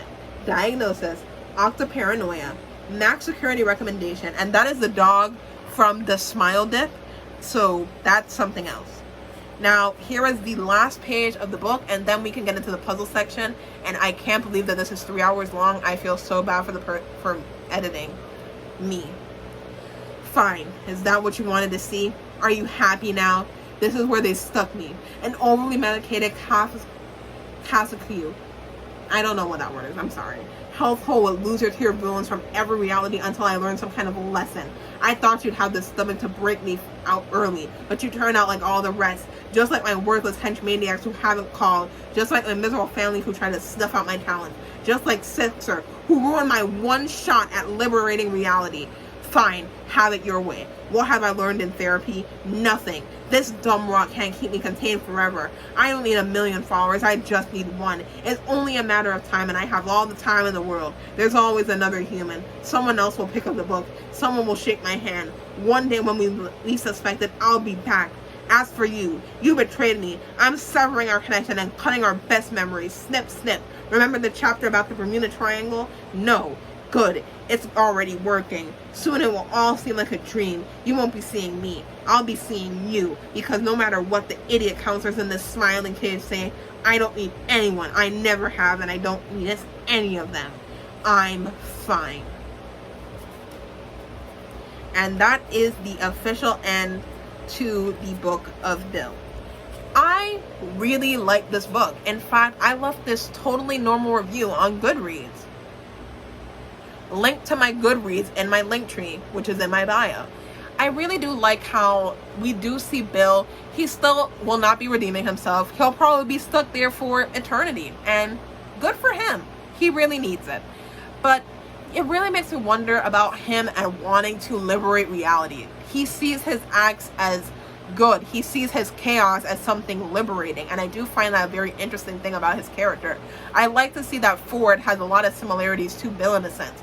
He's also a bit prone to violence. He's also a tad antisocial and doesn't always recognize how people see him. He feels rather alone in the way his mind works, and I feel like that's what made him such a good conduit for Cipher, because he was just as lonely as Cipher, and they shared so many similarities, having a mind that no one else really understood, and it really adds to their connection and how much they know each other. They really were toxic yaoi. Now we got to get into the puzzles, because the puzzles are something else, and I'm 3 hours into this fucking video. I'm going to edit a very interesting intro too. This is going to be so fucked. But anyway, we're getting into the poems now. For people who haven't, really gotten into Gravity Falls, or they never got journal number 3. When journal number 3 came out, there were like a lot of puzzles and codes that could be found throughout the book. Unfortunately, I was never able to read the book. Why, you might ask? Look at this book and tell me how I was going to convince my Caribbean Catholic mother to buy this for her 12-year-old daughter. But journal number 3 had like a lot of secrets in it, and when you could decode it or use a black light to find additional writing. And in the book we learned Dipper's real name, which is Mason. And interestingly enough, the book led to an RPG, like a well, not RPG, but like a real life thing that was going on. Basically, there was an actual Bill Cipher statue in the woods that people were able to find by like looking at all the clues and stuff. I'm pretty sure there's a game theory video about it too that you can watch for Gravity Falls, because he also found it too. So it's very interesting. Anyway, I am not a decoder. I am not good at decoding puzzles and stuff. The best I can do are a few word puzzles, Sudoku, maybe a few like Scrabble, that type of thing. But that's really it. So I left all of the puzzle unsolving to the Gravity Falls wiki, and here are basically all of the ones. Now, there were multiple different deciphers and codes that were used throughout the thing. So I'm going to take my laptop now because it's pretty long. So you're just going to have to deal with my laptop making my glasses, making me look like an anime villain. And here are all of the ciphers, and these are going to be the initials that I'm going to refer to them. Author symbol cipher, ASC. Bill cipher, BC. Caesar cipher, CC. Combined symbol substitution cipher, CSSC. Number code, NC. Visioneer cipher, VC. It has like a E and a little mark on the E after the N. Theraprism symbol substitution cipher, TSSC. Ruin symbol substitution cipher, RSSC. Alchemic symbol substitution cipher, ASSC. And the color substitution cipher, CSC. Now, here are all of the cryptograms that can be found within the Book of Bill.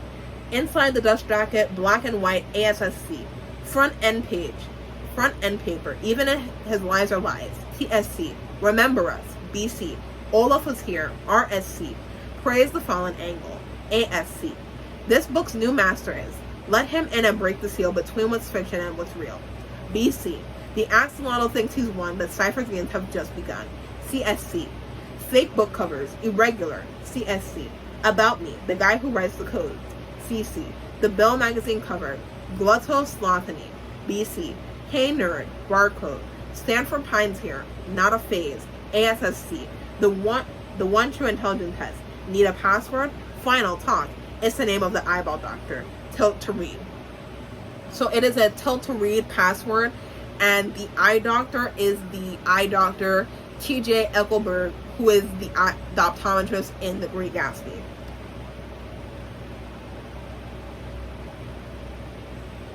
The universe is a hologram. Warning, folding this card may result in crossovers, RSC. What is a human? My optometrist never saw it coming. TSC. Skin. Paper is a book, BC. Shave your grandma, BC. Bill tattoo. Love pain, BC. Love. I miss the void, barcode. How to trick everyone into loving you. Lies, BC. How to cheat death. Regrowing limbs is Axie's art, but can he regrow a ripped out heart? BC. Silly straws. Now, silly straws, I skipped it because I just didn't think it was necessary. However, the secret codes within the silly straws page gives us some background into Bill Cipher's history. When he talks about his optometrist didn't see it coming, we can assume that he means the doctor in this passage. So here's what he says in the silly straws page in the code. I doctor of a different kind who wants to make his patients blind. CC. The doctor says 3 sips a day will make the visions go away. CC. Fussy eater baby Bill wouldn't drink unless it's silly. CC. Twisted out of shape after the kill. The ghost of his family haunts him still. NC. So implying that when Bill was having these visions of the 3rd dimension, again, he does mention that it is illegal to talk about it in his dimension. I'm assuming his parents called a doctor, and the doctor decided to drug Bill, and the only way they could get Bill to drink it was by using silly straws, which kind of explains his fascination with them. It probably does remind him of his family, and the fact that the ghost of his family is still haunting him so many millions of years later really gives a deep dive into his character as well. Cults. Seba, BC. Message on your TV. He never sleeps, he never dreams, but somehow still he hears their screams. CSC. Still showing how he is traumatized and still has a type of care for his family. Embarrassing memories. Mason, BC. Referring to Dipper's actual name. The meaning of life. Blueberry, BC. The early years. One-Eye King, TSC. The good times. Suck it, CC. Alert from the Time Baby. Lone survivor of the Eclidine massacre. So Eclidine is actually based off of Eclidine, who is the father of geometry. Here's his picture here. He will help with creating most of what we use in geometry today. So that does make sense to hark back to him. Can warp reality. I couldn't figure out what this code was supposed to be. Protect the fourth wall. Tantrum. Both were BC. The Shaman. Which hench maniac ratted me out? TSC. The Dark Ages. Titan's Blood. RSC. I will be right back. It's Titan's Blood. RSC. Referring to the Owl House and Titan and King being Titan from the Owl House. The whole thing, I'm not going to get into the Owl House too much, but it does make sense to call back to the Owl House because the Owl House and Gravity Falls have a bit of a connection with each other. And I also, because Alec Hirsch worked on Owl House and Donna Terrace, the creator of the Owl House, worked on Gravity Falls as well. So I do like that they include those references. Never trust a wizard. Suck at Merlin. RSC. Cypherstitions. Daryl. TSC. One of his henchmen. Witchcraft. Oh no, wait. Daryl is the name of the king for the lobsters. Sorry, I completely forgot about that. Witchcraft. Curse Witterbane. Witterbane is the main antagonist in the Owl House, and he has been alive for like a very long time. So yeah, from this century all the way until he was in the modern day when the Owl House takes place. So this guy is like old. America. It's all made up. CC. Countries aren't. Animation. Rubber hose. Top secret file. Bill Cipher. I had to admit it. Daryl. TSC. Lost in the Woods. Six-figured freak. ASSC. Stanley could have made her laugh. ASSC. My Muse and Me. If lost, return to Bill. TSC. A voice from the past. Forget the past. BC. Dream or warning. Weird Mageddon. Anagram. Which I already was able to guess. I was wrong about everything. Hopefully Ford gloves will hide what Cipher has done to my hand. ASC. Wakey wakey, here's a snaky. Ouroboros. BC. Blackness. No. ASC. Try to forget. Miss you. BSC. Contact S. Have I been too harsh all along? BSC. Dimensional Authority Call Transcript. Axolotl. BSC. Your mission. Deconstruction is a form of creation. What's Ford's favorite color? RSC. Dipper's letter. P.S. I can write in codes too. It's not that hard. BC. Stanley's letter. Love you, bro. BSC. Stanley, you fit in RSC. Holy mackerel. CSC. Axolotl repeated TSC. Messages from the Theraprism. Well-being. Recent patients toward 33. Spearmonger is the first. Eternalore is the second. Cipher is third. The Logic Cube is fourth. Panagoras is 5. Jessica is 6. Shigador is 7. Mr. Silly is 8. The Beast is 9. And then the Sugar Dog is 10. Back end paper. Remember Grimly, RSC. Justice for Scribbles. Now, the big reveal when it came to the book, because like I said in journal number 3, when it was released, it was revealed that we had an actual RPG going on, and we found a statue of Bill Cipher in the woods. So, what was the thing going on with this? Lastly, there was a website called This Is Not a Website. And to get into it, you need to put in the password TJ Eckelberg, the eye doctor from the Great Gatsby. When submitted, you got a countdown, and the countdown started on the day that the book was released, which was like, I think it was July 26th or something. I need to check again. But I'm pretty sure it was like it was July 23rd. So July 30th, the countdown would end. And when the countdown ended, there were technical difficulties with the website. And Zeus, well, he's been trying to fix the website ever since. Now, if you keep like reloading the website over and over again, you get different things that Zeus is saying. Like, if you do it one time, he gives you a literal PDF link to the Great Gatsby. If you do it another time, you get a version of him where Bill possesses him. As of right now, at some point, the countdown, if you look behind, the countdown seems to be going down in the negatives. So maybe when that finishes going in the negatives, we will see what the site has to reveal. People have been hypothesizing that it's like an additional book, a movie, a mini-series. I don't think it's any of that, because Alex said that he finished the story already, and so he doesn't really feel the need to like continue. Well, I guess he feels the need to continue it in like books and stuff, but he doesn't seem like he wants to like animate another series again or do another show again. So maybe he could do a TV show or release another book. We really don't know as of now.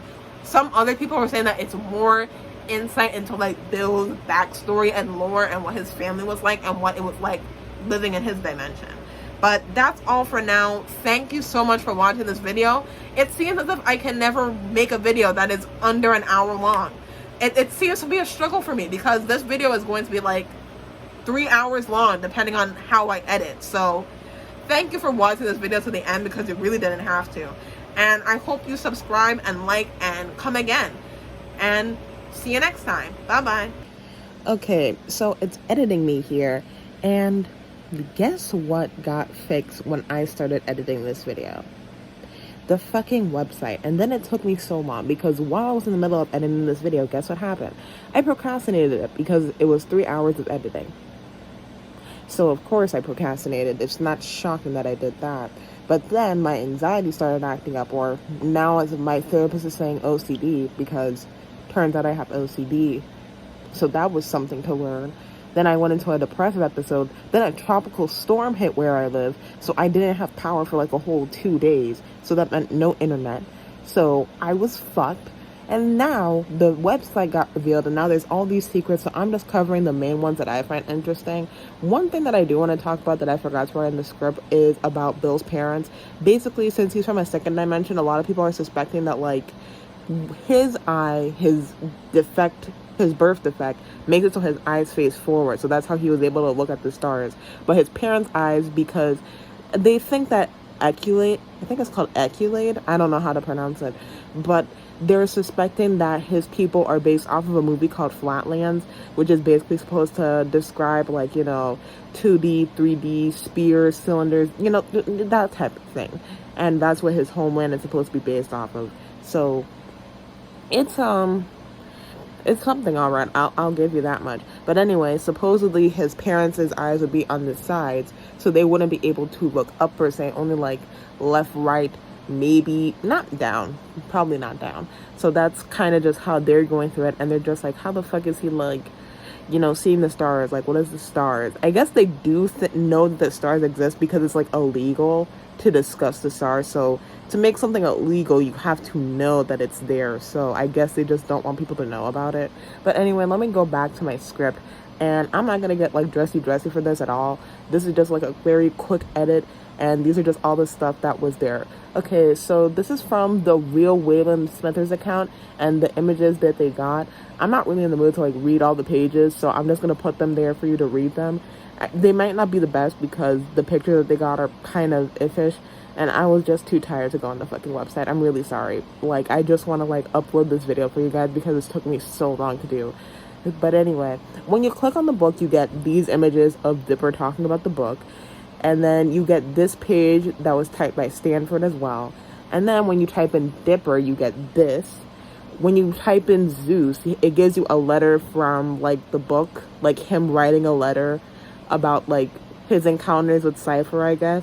I didn't know that he got that many encounters with Cipher, but hey. And now Stanley gives you an Etsy page for Brass Knuckles. And then next is Marxist Arts. We get a picture of Robbie and Thompson being chased by Bill analog style, which is pretty... I thought it was a little funny. Like, out of anyone, I do think Robbie would be the one to, like, go through that. Now, I can't read the code for this picture, but it gives us a look into, like, Pacifica's dreams. She dreams about, like, freshening up for a party where she realizes that there's blood on her hands and that she can't wash it off, and then the mirror is telling her that there's blood on her hands. She sees her friends and families are nothing but cardboard, and she talks about how difficult it is now that she's met the Pines and she can't just, like, blindly agree with her parents or just, like, not worry about what her parents think and, like, just living blissfully, ignoring what her family has done to like the town basically. And so Bill offers her old life back, but you know, she refuses obviously. So that was like showing that even if like Blendon didn't agree to his deal, that somebody else would have probably agreed to the deal, because we know that Bill was a persistent ass motherfucker. If you put in season 1, you get season 1 for Anti-Gravity Falls. I don't think that this is going to come to pass, but hey, we will probably look back at this video and I will be proven wrong. And, I mean, I don't think it's going to be true, but maybe it could be. Now, I can't read the code word for this one either, but it gives us a transcript of Bill and his fight with the Time Baby, where they basically talk about how he, you know, killed his entire dimension, and how it seems like he does feel like a little bit of guilt from that if you do read the transcripts. Oh yeah, the code word is tantrum. I just remembered. It's tantrum. If you type in Valus Cineris, it gives us a picture of Baby Bill with his parents that are static, with the repeated reverse message of why did he do it. If you give journal 1, it gives the journal of fun. If you put journal 2, it gives journal for you. If it gives journal 3, it's journal for me. Typing in Bill's dimension, which is Euclidia, I think, gives us nothing found. Well-being gives us Bill's patient information, where his greatest love and fear is himself, and that during therapy he only draws red and blue triangles, which are possibly his parents. Rosetta Zun typed in Dorito and it gave us this.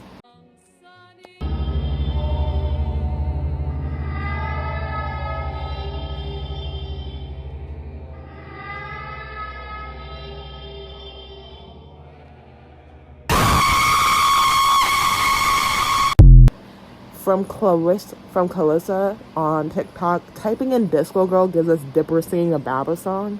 Who's got it all? Disco girl coming through. That girl is you. It's the year 1972, and that girl is you. And now for the riddle game from Silly Slurper. So you're first going to type in riddle, and I'll ask you if you want to play a game, and you'll say yes. Next is McGucket's favorite soda, which is Mountain Dew. What's a medieval homonym? If you don't know what a homonym is from like basic English class from like elementary school, a homonym is any word that sounds similar to each other but is both spelled and means different things. And the homonym is going to be liar as in a liar, and then liar as in the musical instrument. The 20th ingredient in Anti-Cipher tonic is Harold's Ramblings. How is clown repellent made? Uni made. Bill's government file number 291-212-391-68518. What comes from Zimtrex 5? Grubbly Hemberdeck. What's on Bill's flag? Rat. Thurbert's number, 346-6554. What leaves lines in the snow? Tinsel Snake, the sixth option of Bill's editing software. Torture mentally. Name of unpronounceable wizard. Zygargosax. Where do triangles come from? 333 Sunapple Lane, Cozy Creek, Illinois, 607-14-94611. Bill Cipher's lawyer, multi-level mark. Who defeated Silas Birdtree? Evelyn Butterdubbins. After this, we earn a treat that gives us a photo gallery of like pictures of like without the text or anything from inside the book, which is nice. And that's going to be all for some of the stuff on the website. You can try, the website is This Is Not a Website. And, you know, you can try it out for yourself, use all the code words that you want, and see what you get. And that's it for the video. Thank you for watching. Please like and subscribe.